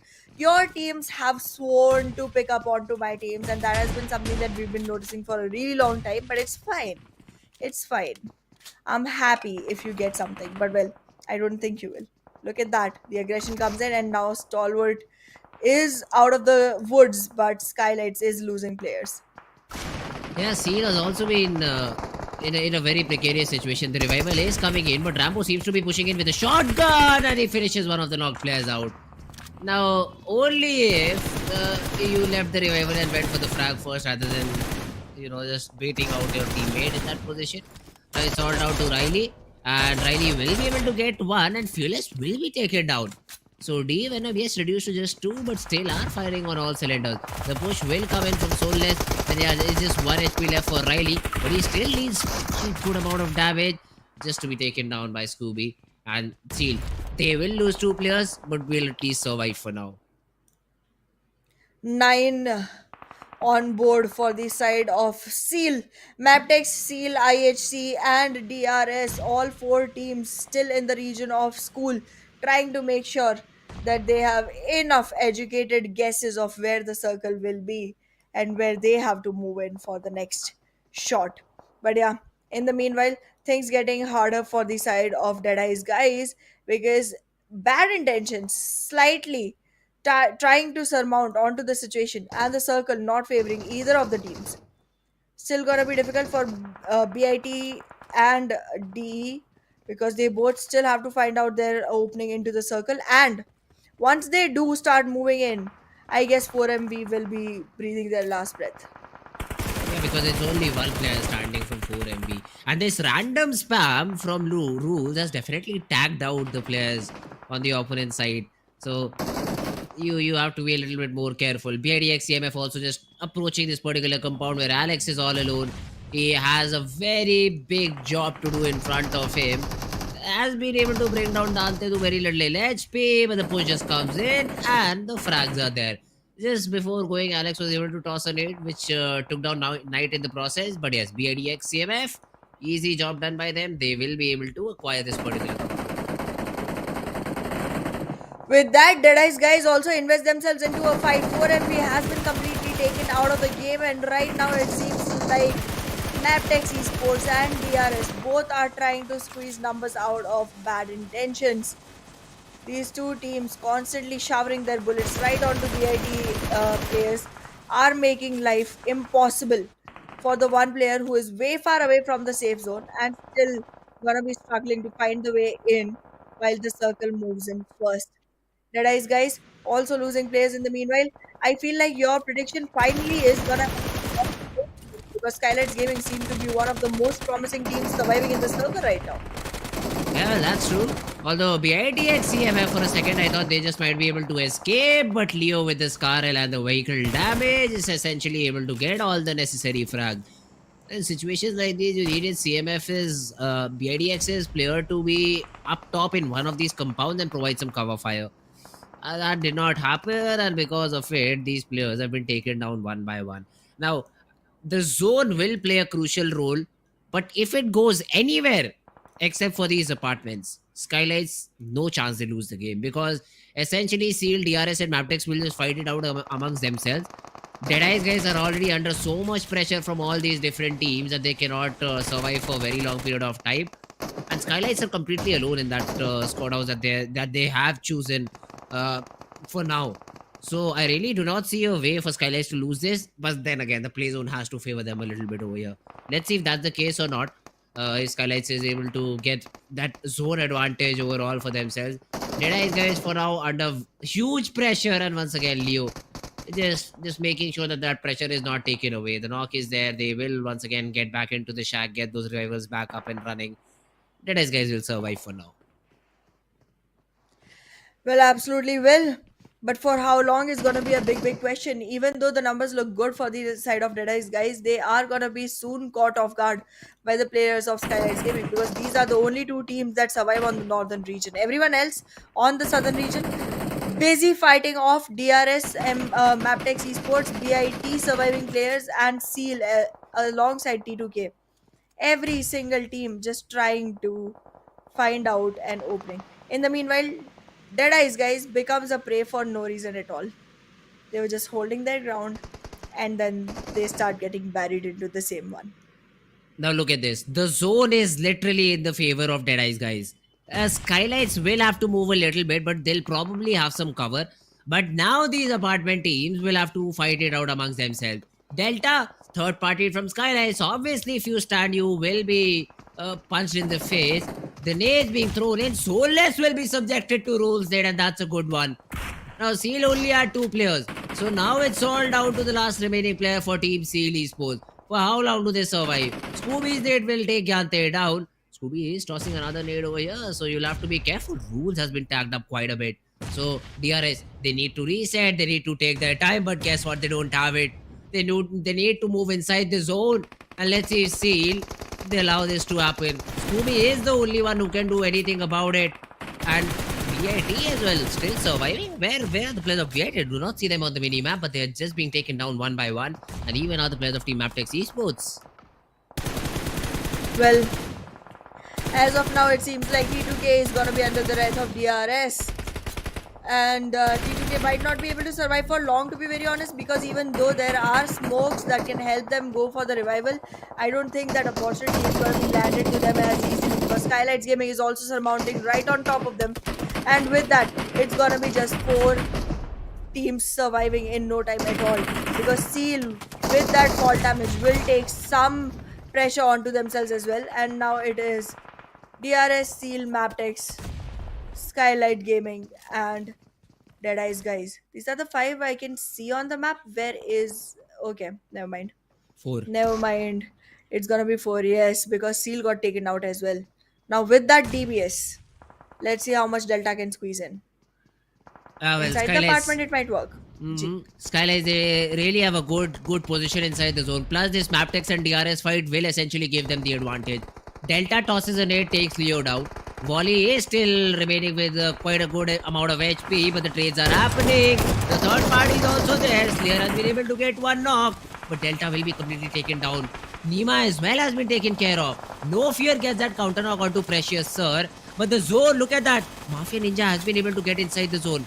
Volley, close range angle, has to be very careful about this. Gyante also being third partied by the players of Team SKYLIGHTZ. One by one, these players are falling. Leo needs to make a run for that.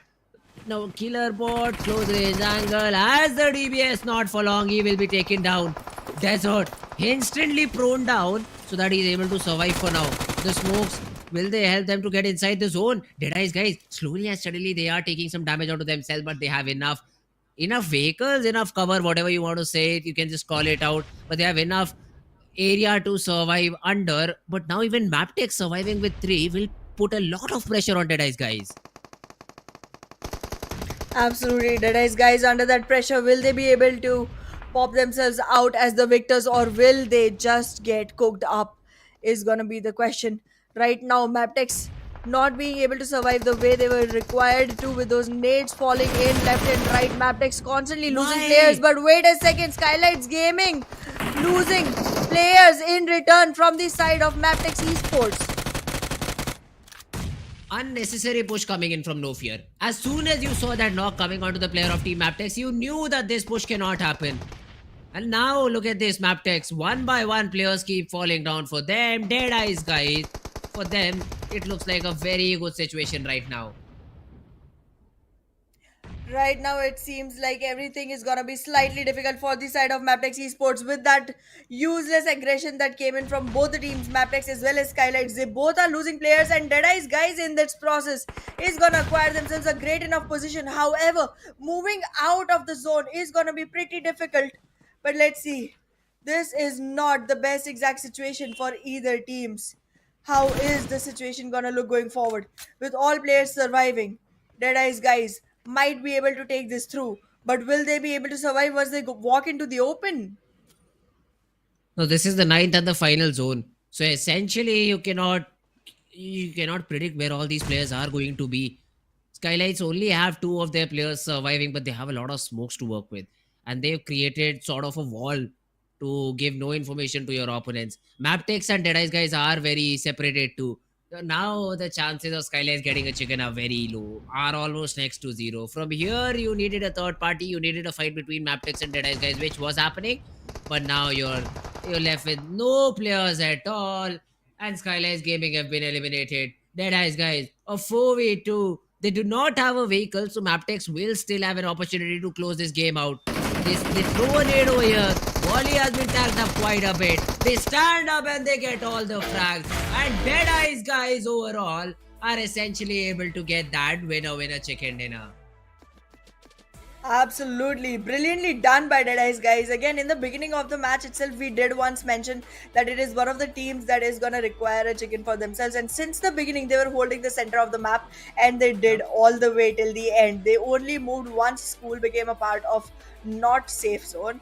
Once school became a part of the danger zone, to be honest. But yeah, other than that, Deadeye's guys did a great job overall.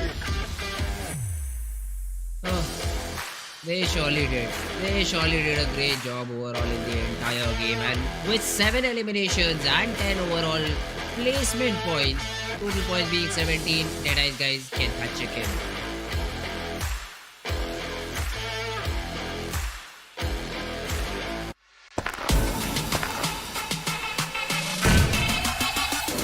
Make it clap.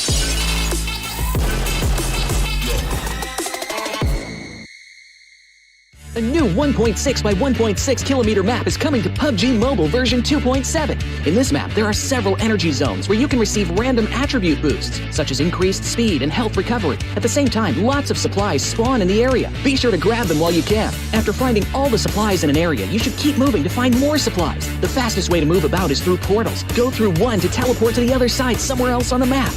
After exploring an area, it's best to teleport somewhere far. However, it's important to note that there's a cooldown after use, so it can't be used too frequently. If you want to travel across mid-distances, be sure to take note of the updrafts on the map. Get close to an updraft to get lifted into the air. After reaching a certain height, you'll descend back to the ground. During your descent, you can freely adjust your direction to head to your destination. This transportation method is very handy for escaping dangerous situations. Another thing you have to watch out for are the volcanoes on the map. The lava erupting from these volcanoes can cause damage within a certain range. Be sure not to step on the lava. Otherwise, you'll keep taking damage and lose health. After arriving at a new area, be sure to search for exclusive crates. Approach them to get exclusive themed supplies. Apart from exclusive crates, timed airdrops are also a great way to get supplies. So make sure to keep an eye out for the countdown timer on the minimap. It indicates when an airdrop is about to appear. After the countdown ends, a crate with amazing supplies will rise from the ground. When this happens, there will surely be many enemies vying for the crate, so make sure to lie in wait beforehand and evacuate quickly after grabbing the supplies. If you get injured when going for the supplies, go to the recovery point indicated on the map. You'll be able to heal there. Just run into it to fully restore your health and armor in an instant, just like with teleporting. The recovery point has a cooldown after using it. It can't be used again until the cooldown ends. If the battle gets too intense and you find your teammates eliminated, you can bring them back within a limited time at the towers located on the map. The towers also have cooldown after being used. Each player can only be brought back by a teammate once. Players that have been brought back will directly respawn near the tower that was used without having to jump back to the battleground. Hurry and join your friends in the fight for victory.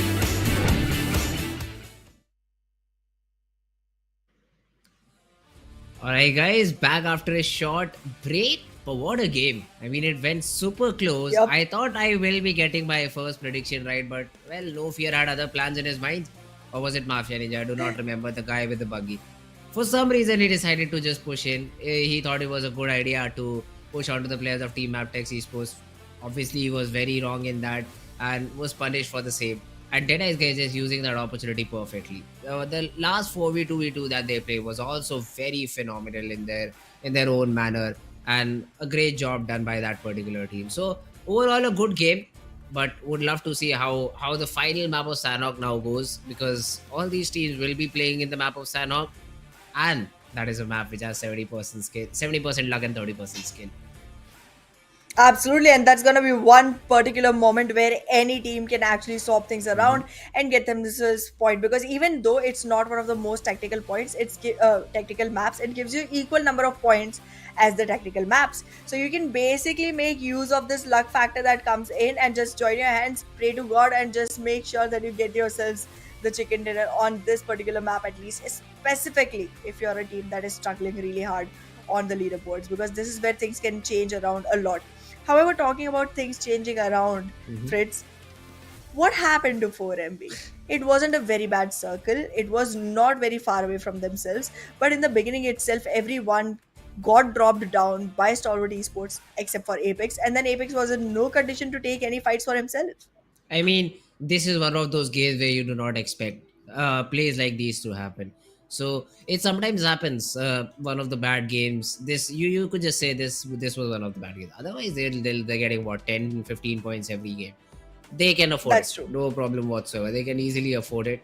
Uh, I think they might be yes, they will be playing this game of Sanhok, I think, because they've already had their Miramar out. So they will be playing in this particular map. It'll be a good game for them. I mean, they cannot do much about the luck factor, but they definitely can do much about the fragging factor that they excel in, getting those frags for themselves. So for sure, Sanhok is going to be an interesting map. But talking about this current map, SKYLIGHTZ Gaming, no fear, maybe the MVP, but I'd still say if he was the buggy guy who made the first play when SKYLIGHTZ had 3 players surviving, that was not the good play to make. Absolutely. And yes, he was the guy. He was the guy, because you did mention during the casting time as well that No Fear has different plans in mind. So I particularly remember it was him. And well, even with 1105 damage, he has only 5 eliminations. He does have 5 knocks and 5 assists on him. That's good enough. But then again, I do feel like there could be more that could happen from the side of SKYLIGHTZ Gaming, and they could have actually secured the victory on this one. Even though that would mean you would run ahead of me in predictions side, I do not really mind, because here it has been a big blunder that came in from their side to make them lose this. DEADEYES guys, the most number of eliminations from their side has been 3. So even though it is gonna be a chicken dinner, I don't think it's gonna be a very convincing chicken dinner. So the toppling down wouldn't be as huge as we were expecting. I mean, yeah, that's correct. SKYLIGHTZ though, this is a team that was on the 3rd spot. So in the overall standing, they still will be somewhere around that position, I think. So it will be an interesting thing to see where SKYLIGHTZ stand after this game. But talking about the match summary, more or less he's like showing no fear entirely for the side of SKYLIGHTZ. But yeah, soulless in terms of healing, he's at least there out on top. Absolutely. But well, in any case, if you talk about SKYLIGHTZ Gaming, No Fear definitely had a lot of contribution to the team, but then also towards the victory and also towards the loss. Because if only there was a little more patience, a little more caution, the team could have actually seen themselves acquire the chicken dinner that they were aiming onto. But well, I do gotta say that Stalwart Esports had a great start for themselves. They did not continue the way they were expected to, and I'm not even seeing any of their players actually make it into the top few. So that's another sad story that is coming from this side of Stalwart. But well, in overall rankings, I think they might have, they have secured Okay. the 8th position with only 3 frags. Not good. No, but wait a minute. SKYLIGHTZ Gaming is on top right now. So does that mean Yep. do I get my prediction correct? No, you don't. It's about the But- chicken. I confirm. No, it's about getting the first position. No, it's about getting the chicken. It's about survival. Yeah.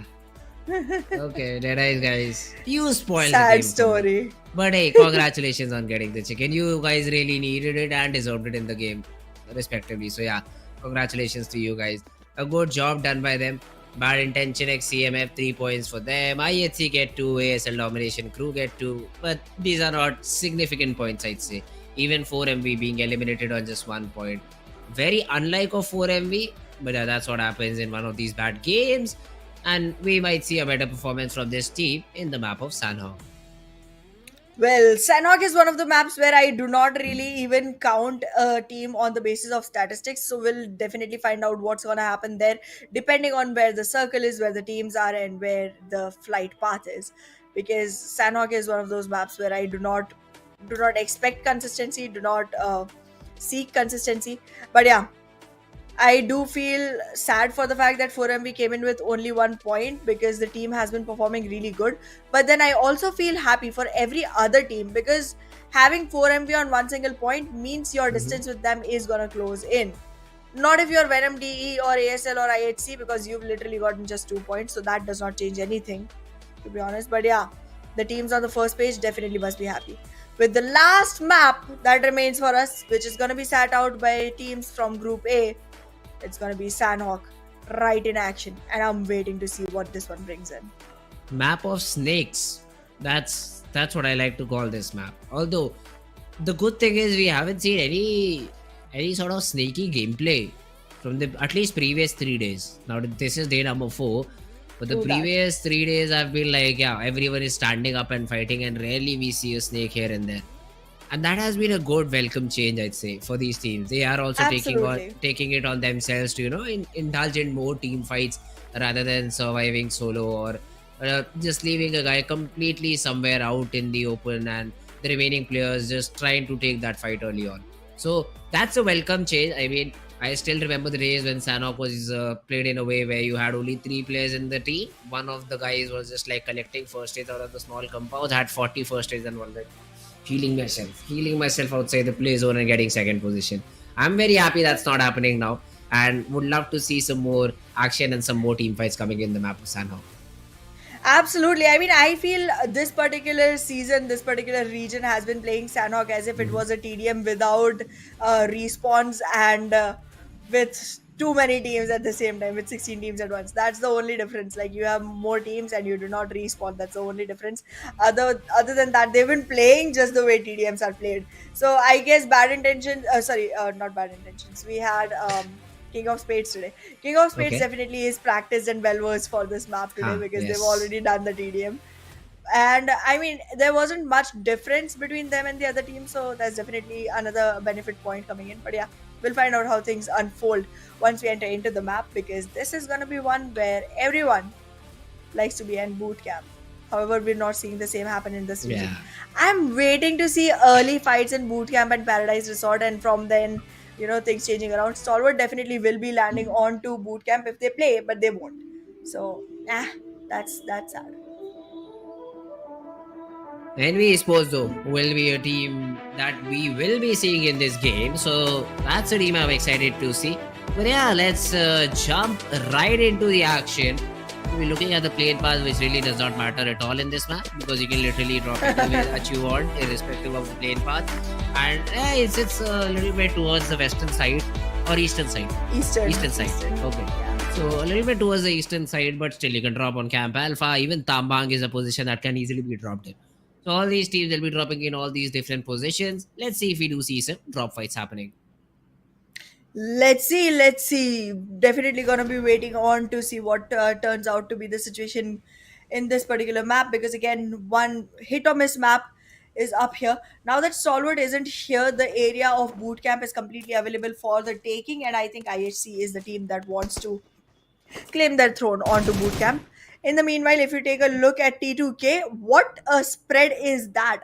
Am I looking at a sandwich? Because you literally see one player in Mongnai, other one going towards the northeast of Camp Bravo. You see two players going towards the western side. What even happened? Okay, it's a sandwich. It's definitely a sandwich. I think these guys just prepped for this maybe because they are in a very good spot over here. They will be able to, all these players will be able to get some good loot for themselves. So this is a very good thing for all these players. Now, if you talk about the players of team I8WO, now they are looting for now the nearby regions of Paradise as well as the other places around that particular city. NBeSports have dropped in Paradise, and I only see Mondo and Akaz who are working together right now as a team. And if that fight happens with the player of IAWO, a Viper and Octopus finally get into battle, That is something I'd like to see. Now, on the other hand, Wolfes, Octopus, Viper, they've all left except for Viper, who has been going in a very weird direction. But the play zone is also very weird. All the way north, 40% of the area is not playable as it is inside water. Now I'd like to see the teams adapt. Most of these teams are also outside the zone. So getting in is not going to be an easy task, and this will lead to the southern part of the zone being completely constricted with teams and players who will be trying to fight amongst themselves. Now, Venom, one of such teams who are slowly and steadily looting these small compounds and also moving towards the zone at the same time. Painan is being occupied by the players of Team 4MV. DEADEYES guys have gone in for an early rotation, dropped towards maybe Hatin, and now moving towards the main island north of Boot Camp, where they might face a battle against the players of maybe King of Spades, maybe ASL. So all these teams might just get into a battle too. So that is something I'd like to see. On the other hand, JMEX, if I talk about them, nobody, frag, snipe, orange. For now, 700 meters outside the zone, 23 seconds to get in. That's a lot of distance that needs to be covered, but then again, it's a map of Sanhok. People are definitely more curious towards getting those frag points than actually trying to survive. And that's exactly what we're able to see from the side of King of Spades. Already taken one player down. Trying to challenge NBeSports right now. A team that's not going to be very satisfied with their performance today. So let's see if NBeSports is able to turn the tables around. And yes, they do. The first frag is in their hands. And now they can work on trades. Let's see, Faisal also gets knocked down, but in the meanwhile, a counter knock comes in from the side of King of Spades. Constant exchange of trades between King of Spades and NBeSports, and in the meanwhile, same thing can be said about IHC and Leo. Ooh. For now though, look at this, the random sprays are coming in from Mamba too, and this net could really damage the players of Team NBeSports. Now, if these connect, it could be a really difficult spot for the players of NB. Sekujin just got revived, and even though Mambas did bounce back out, but the splash damage was enough to take Sekujin back down on the ground. And now the smoke fading away, this will even be more difficult for the players of Team NBeSports to deal with. From here, NBeSports finds themselves in a very, very hard pickle. But in the meanwhile, Seal is trying to recover the fallen comrades. 4MV is still trying to find their way back into the circle. The circle is pretty northern and half the region is inside water. That makes it very difficult for the teams to actually go in and acquire much real estate. Raw officials still not trying to invest into the rotation, while you do see Mabetex and DRS being way far behind. However, King of Spades in the meanwhile trying to take Mondo down. The nade, the molly missed. But well, the shots will do the work. XOXOX is finally able to get that frag confirmation and will be able to eliminate NBeSports. That's not the result that they were hoping for. Meanwhile, ASL also into a battle which they hoped not to be in. Gangsta is very low on HP, whereas Assassin, he has just been surrounded by 3 different players of Team IHC, I suppose. IHC is still holding back. Does not want to invest into the fight with Assassin. Trying to move forward. Does not realize that Gangsta is also holding a position on the sandwich situation. ASL very cleverly approaching a situation in a map that does not really depend that much on the wit. Oh, Godless trying to nade again. Make sure that ASL is pushed back. But with that knock on Gangsta coming in from the side of Seal, the confidence on IHC will be boosted. That's true. Alex though, from far away, 4MV is also joining the battle. And that's a knock that 4MV needed. Beast is also cooking a nade over here, throws it out, and Godless brought down to 10 HP. Or should I call it 1? Alex is also very, very low on HP too. So it is not going to be a fun battle for the players of Team IHC to be in. All constricted in one compound. 4MV charging them down, and they also have to deal with the player of ASL. Now, that's not going to be easy at all. Alex falls to an 8. Godless will be taken down by BRZ. Demo in a 1v4. He's pushing in, And yeah, that is just done. That is done and dusted, and IHC will be eliminated out of the game. IHC cannot hold their ground with one single player surviving, who does not survive any further either. Will get taken down on the 15th rank. Now ASL Assassin is the last one who stands there with an unfurling flag and then gets buried into the ground as well. 4MV covering up for the lost game.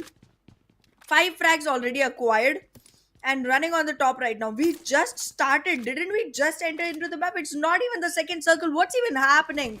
4MV, that's a rampage. That's a demolition that you're on to. Great job done by the players of Team 4MV. And now I'd like to see them just continue on the same path. Killerbot though, as the name suggests, he just goes on killing, gets a frag, gets a confirmation too. 4MV also lose a player in the in the process. I think it's a player from Team Seal who gets that knock. Getting that confirmation is going to be tough, considering the last time we saw 4MV, they had a compound to their name, and exactly the revival was literally instant. And 4MV will be back with all 4 players standing. Venom running from outside the zone, and DRS. They are waiting. They're just waiting for the players of Team Venom to just come out and be inside their crosshairs. As soon as they just close in the distance, I think Ruse will be able to get a frag or two. Oh, maybe he's running. What's the play over here? Killerbot gets a different angle onto this battle. Gets another finishing point to his name. Yeah, it's just stage 2, so DRS can take this damage onto themselves. And Venom, it seems like that this would be another one of those games that they'll like to forget. Well, Venom has multiple of those. They have plethora of games that they would want to forget, except for one single one where they were able to secure a chicken. A good run is something that Venom is missing so far. But well, with that, on 13th position, they will get eliminated as well. However, they are the one team with no points to their benefit. Oh no. This is not what they came into this game hoping or expecting. But as of now, I do want to see what IAWO has in plans, because they do have 3 of their members surviving. They only have 2 frags to the name. Not a very profitable deal that they made there. But will the Devil support them going further is a question, because this team has been long anticipated and hasn't delivered just yet. Ooh. IA though. It's Viper who we just saw with a shotgun in his hand. Now if somebody comes close, it'll be a nightmare.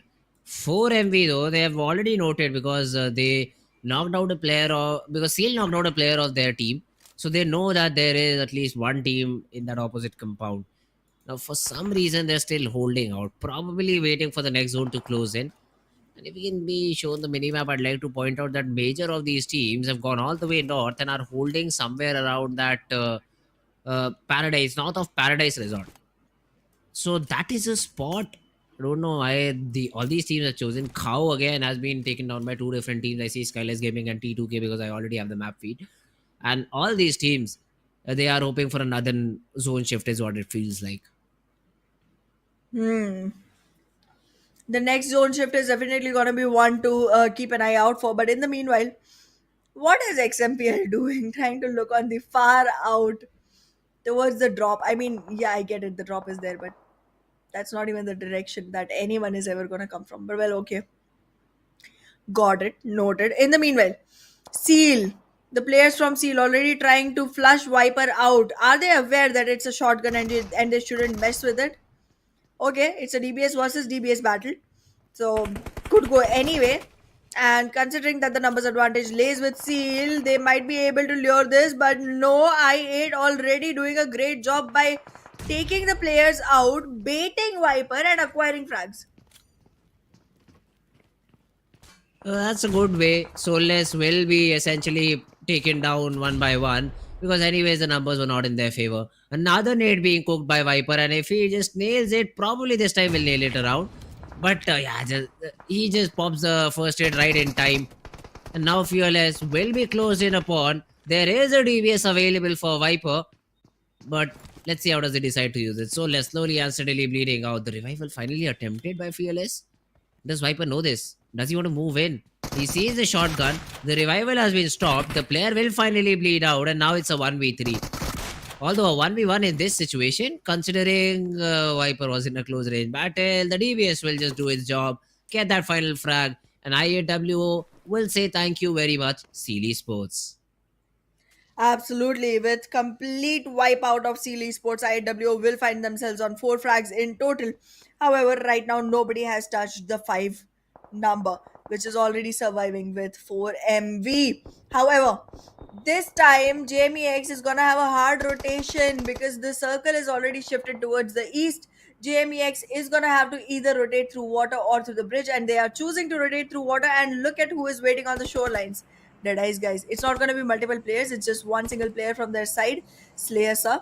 But on a back end call, he can actually have all the players surround himself and make a great fight in there. However, Raw officials had an early decision, are going to be moving into the circle, will acquire a great spot, but then again, that's another team that will be in the crosshairs of Deadies, guys. And as expected, the shots are coming in. Slayers are now distracted by Raw officials, will give an easy entry to JMEX. Ooh, Domain. He gets a knock onto 4 MV on the other part, but right now Deadeye's guys are the ones on target. Shifu's, I think Sussex it is in a close range battle is able to win his duel out, but where are Slayer and Precious?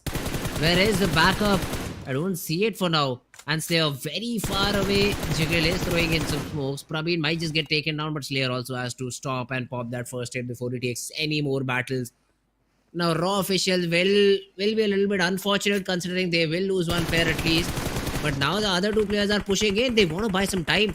And this is a wrong move because Precious with the cover fire takes 2 down. The third party is also there from JMEX. And now this map of Sanhok will finally come alive as all these teams will fight it out amongst each other. Absolutely. In the meanwhile, in the background, DRS already took care of a couple of players from the side of 4MV as well. Revivals have to come in urgency, but will that be possible? No, it won't, because stronger FAKELOVE is surrounding them, and there's also going to be presence of I8WO. However, I don't think I8WO wants to participate in the fight just yet. And in the process, we did see Deadeye's guys being dead all the way. So this circle definitely has a lot of new plans for teams. Paradise Resort is going to be towards the southeast of the circle, and that's the only place which I think will be providing cover. Everything else is in the open except for Tatmok. Yeah, Tatmok is a city that right now the players of Team King of Spades have. So that's a good position I'd say to have. But how do you use it? That's the biggest question in my mind. T2K Jane, on the other hand, is able to take down one of the players of Team SKYLIGHTZ Gaming, and no fear will be completely taken care of. That fight is also happening between T2K, and it's only a couple of players from T2K who are pushing in.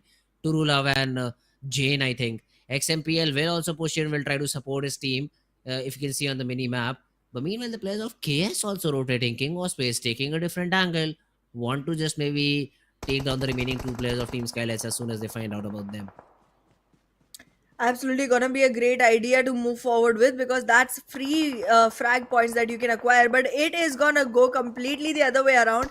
T2K starts getting fragged out by SKYLIGHTZ Gaming. Instead, there is a sandwich position that Nima has created with Koro, which T2K is literally falling prey to. However, King of Spades moving in might just help T2K by getting SKYLIGHTZ into some trouble. For DRS, Paradise Resort is going to be completely available, but it does not seem like they're planning to go in just yet, because they have a story they started that they need to finish, which is going to be the fight with 4MV, the battle that they left in between that needs to come to a resultant soon enough. Orange spotted. Oh, Viper misses all of his shots. That was an easy knock that he just missed. He even was given a second chance, but yeah, Viper misses every one of those. Now they know that there's a team in front of them. They need to be careful about it. T2K though will be put under some pressure. One of the players has already been taken care of. Jane all out in the open will be taken down too. And T2K, for a second we thought that they were pestering the players of Team SKYLIGHTZ Gaming for a little bit. The remaining 2 duo which just went in were able to just survive for a very long period of time. But meanwhile 4MB burning out and then shot in the back by STFL. A joint effort, but it leads to Team 4FV being eliminated from this map too. Well, again, not a very good match for the team. They did get eliminated at the ninth exact position. Anything after this would have been something that gives you placement points, but they got eliminated at a position where they could not acquire any, and they're gonna have to be satisfied with just the frag points that they acquired. However, that was definitely a number higher than 5, so not very bad situation, but still not the best either. However, moving on to the teams that are still surviving.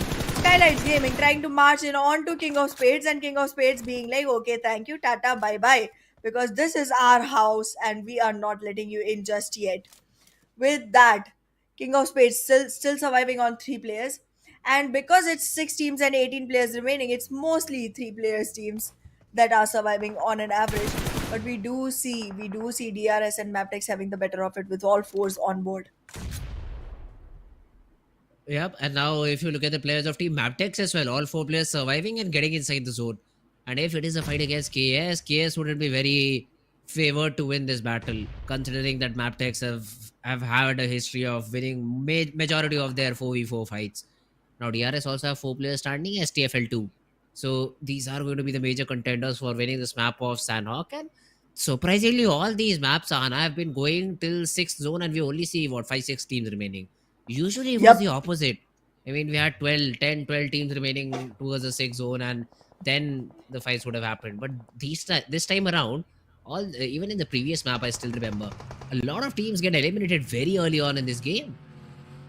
Absolutely, there's a lot of aggression in our teams, and they are trying to, plant it out onto other teams that survive.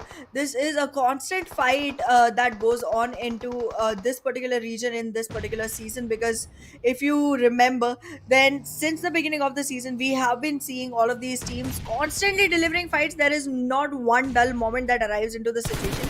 But well, for now, focusing on to the fight that is happening in hand, it is gonna be King of Spades fighting off against Mabetex Esports. Is this gonna be the day where King of Spade actually gets to beat them up? But they don't. They don't. With 10 frags in hand and fifth position, which is gonna, 10 points in total actually.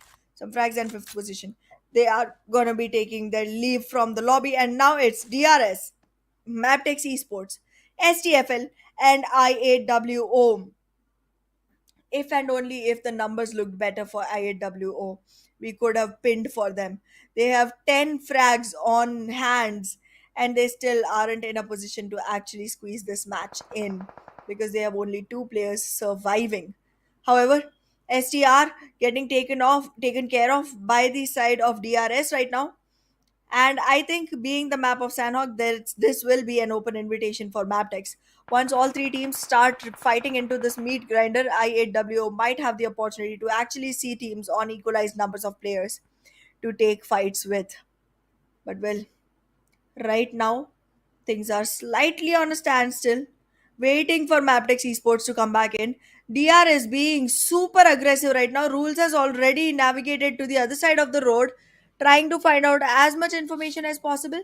And in the circle, he's the only player surviving from the team. The rest of them still have to make it in. And as Fritz, you said earlier, Uh-huh. at this point of time, even if the circle kisses you, you're done for.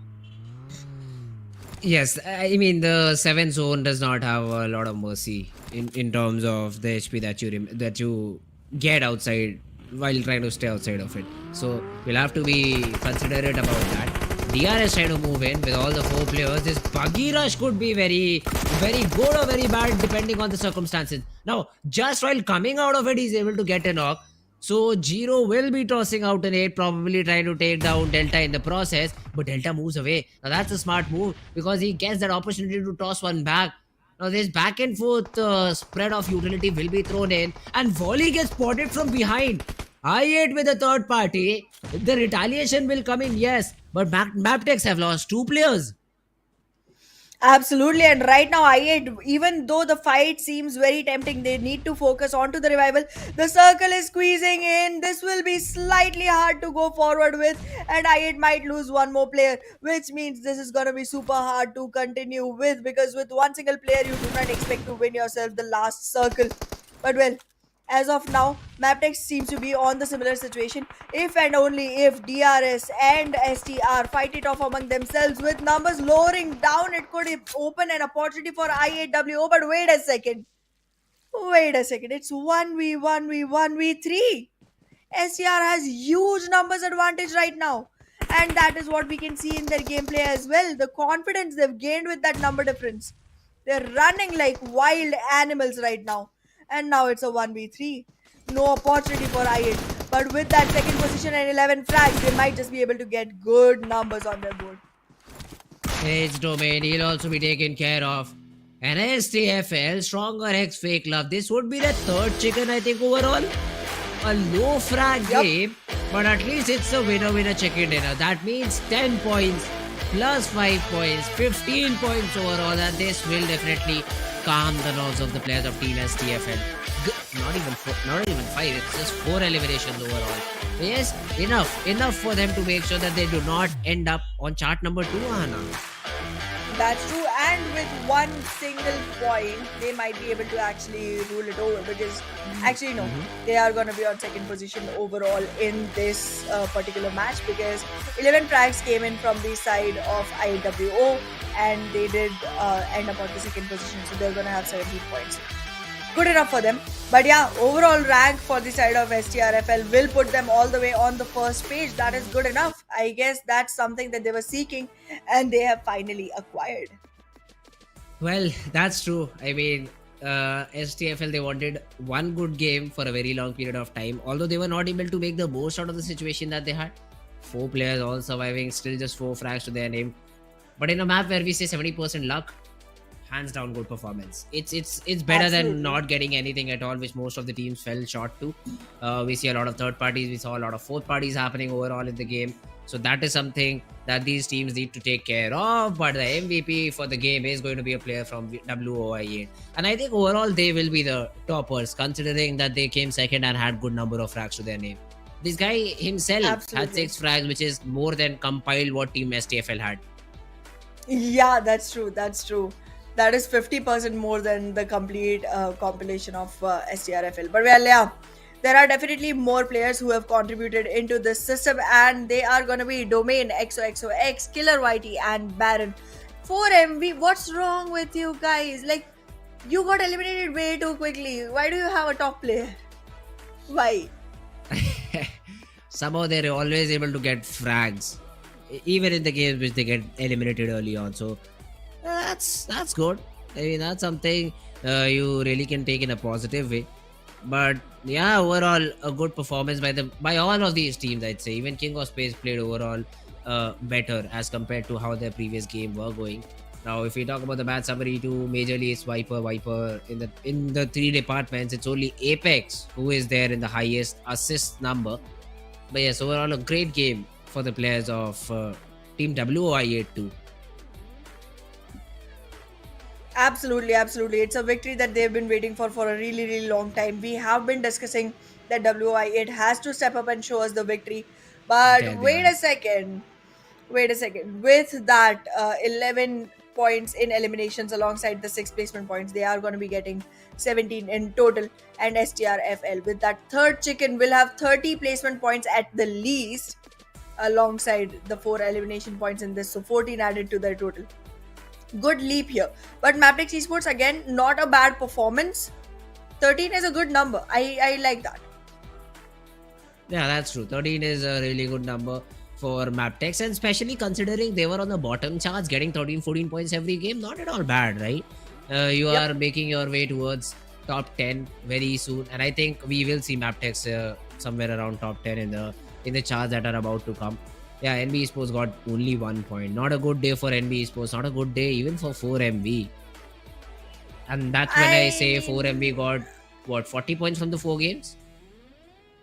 Could be around that. But yeah, I mean, that's not a good day for 4MV. But then we were discussing earlier about other teams in the beginning of the day, and they had like 30 frags in overall 3 days. So you could arrange the numbers and know how things are going so far. But yeah, with 153 still on the first position, 4MV maintain their throne, and the lead has now become of 31 points, even after one game in which they had just 1 point. Yeah, you look at the elimination points as 109, more than Seal's overall points. Now that's the sort of domination that this team shows. That they just take fights everywhere and they just somehow win it. Don't know what's the code, but they were definitely cracked it. 153 points after not having a good day. They're still on top. SKYLIGHTZ, who were third, have climbed up one rank, and NBeSports have fallen one rank down. But then again, NBeSports, they provided themselves with enough points in the first 3 days that they did have a bad day over here, and they will be able to afford it. But look at Mabetex, 17th, 18th on one of these days, and 6th today. So that's what helps. That's what happens when you consistently perform in all of these games. Now, if you talk about the bottom four this time around, it's Leo, it's Bad Intention CMF, it's IHC JMEX. Even though Leo had one of the good games over here, but still are not able to get themselves back in the first chart. Absolutely. I mean, even after such a hard try, if you're not able to stick to a position that is going to be beneficial for you, then there's really not much hope that remains going forward, because it's just one more day remaining for this particular week, and your weekly bonus points that will get added towards your initial points for the grand finals are going to be decided right after this for 1 week. So you really got to pick your pieces up. But yeah, I feel like this is going to be a great run for most teams going forward, but being in the top 12 is going to be one battle that they have to wait for tomorrow. However, elimination leaders, look at that. It's filled with 4MV. It's only Baron who's not there. And 109 frags, let's count. 63 between East and Apex, add 25 to that. 88 is okay, no, not 87. 24. 87. Yeah, so 87 is what these three guys have got. You subtract it from 109 and you'll get the number that Baron is on. So he's also very close. 25. Not too far away. So that means that all of these players of 4FB, they just are firing on all cylinders. It's only No Fear who is giving them competition right now, but he's also still 1 away from Apex and 2 away from East. That's true, and it's going to be a difficult day going forward for these teams. What if 4MV tomorrow just rises back up and wants to secure one chicken? Because that's going to be not completely impossible for the side of 4MV. And once they start doing that, it's going to be difficult for the rest of the teams. Because so far, since the first day, 4MV has not secured a single chicken. They haven't gotten 10 placement points ever after that. And still in placement points, they are 1 point ahead of everyone. Even the second team is 1 point behind them. So that's weird. And then they are 30 points ahead when it comes to frags in comparison to SKYLIGHTZ Gaming, in which No Fear is constantly showing up for SKYLIGHTZ Gaming, and still SKYLIGHTZ Gaming is 10 points behind. So I don't know how to emphasize the point any forward, but you have to be careful of 4MV. You have to get the team out and dusted in the beginning of the match itself, so that they do not have the opportunity to go ahead and make your day hellish for you. The way Stalwart did today, that has to be repeated every single game by some team or the other. Yeah, that's correct. I mean, Stalwart Esports, they found themselves in a good spot. They were able to take down 4MB once. So that has to be done 4 times tomorrow, so that you're able to first of all get that spot in the bonus match, and then 5th time in the bonus game. So you have to take into consideration all these small little things. But yeah, man, 4MB is not stopping. For me, they've already got that top spot. They will be moving away with all the bonus points that the first spot has to offer, with all the advantages, with all the advantageous positions that they have, and they are looking the strongest team in the entire tournament till now. But yes, guys, that was it for day number 4. I hope so you guys did enjoy it. It's me and Ahana that joined me today on the caster desk. We'll be seeing you tomorrow as well. So stay tuned till then. Take care. Bye bye, and see you tomorrow.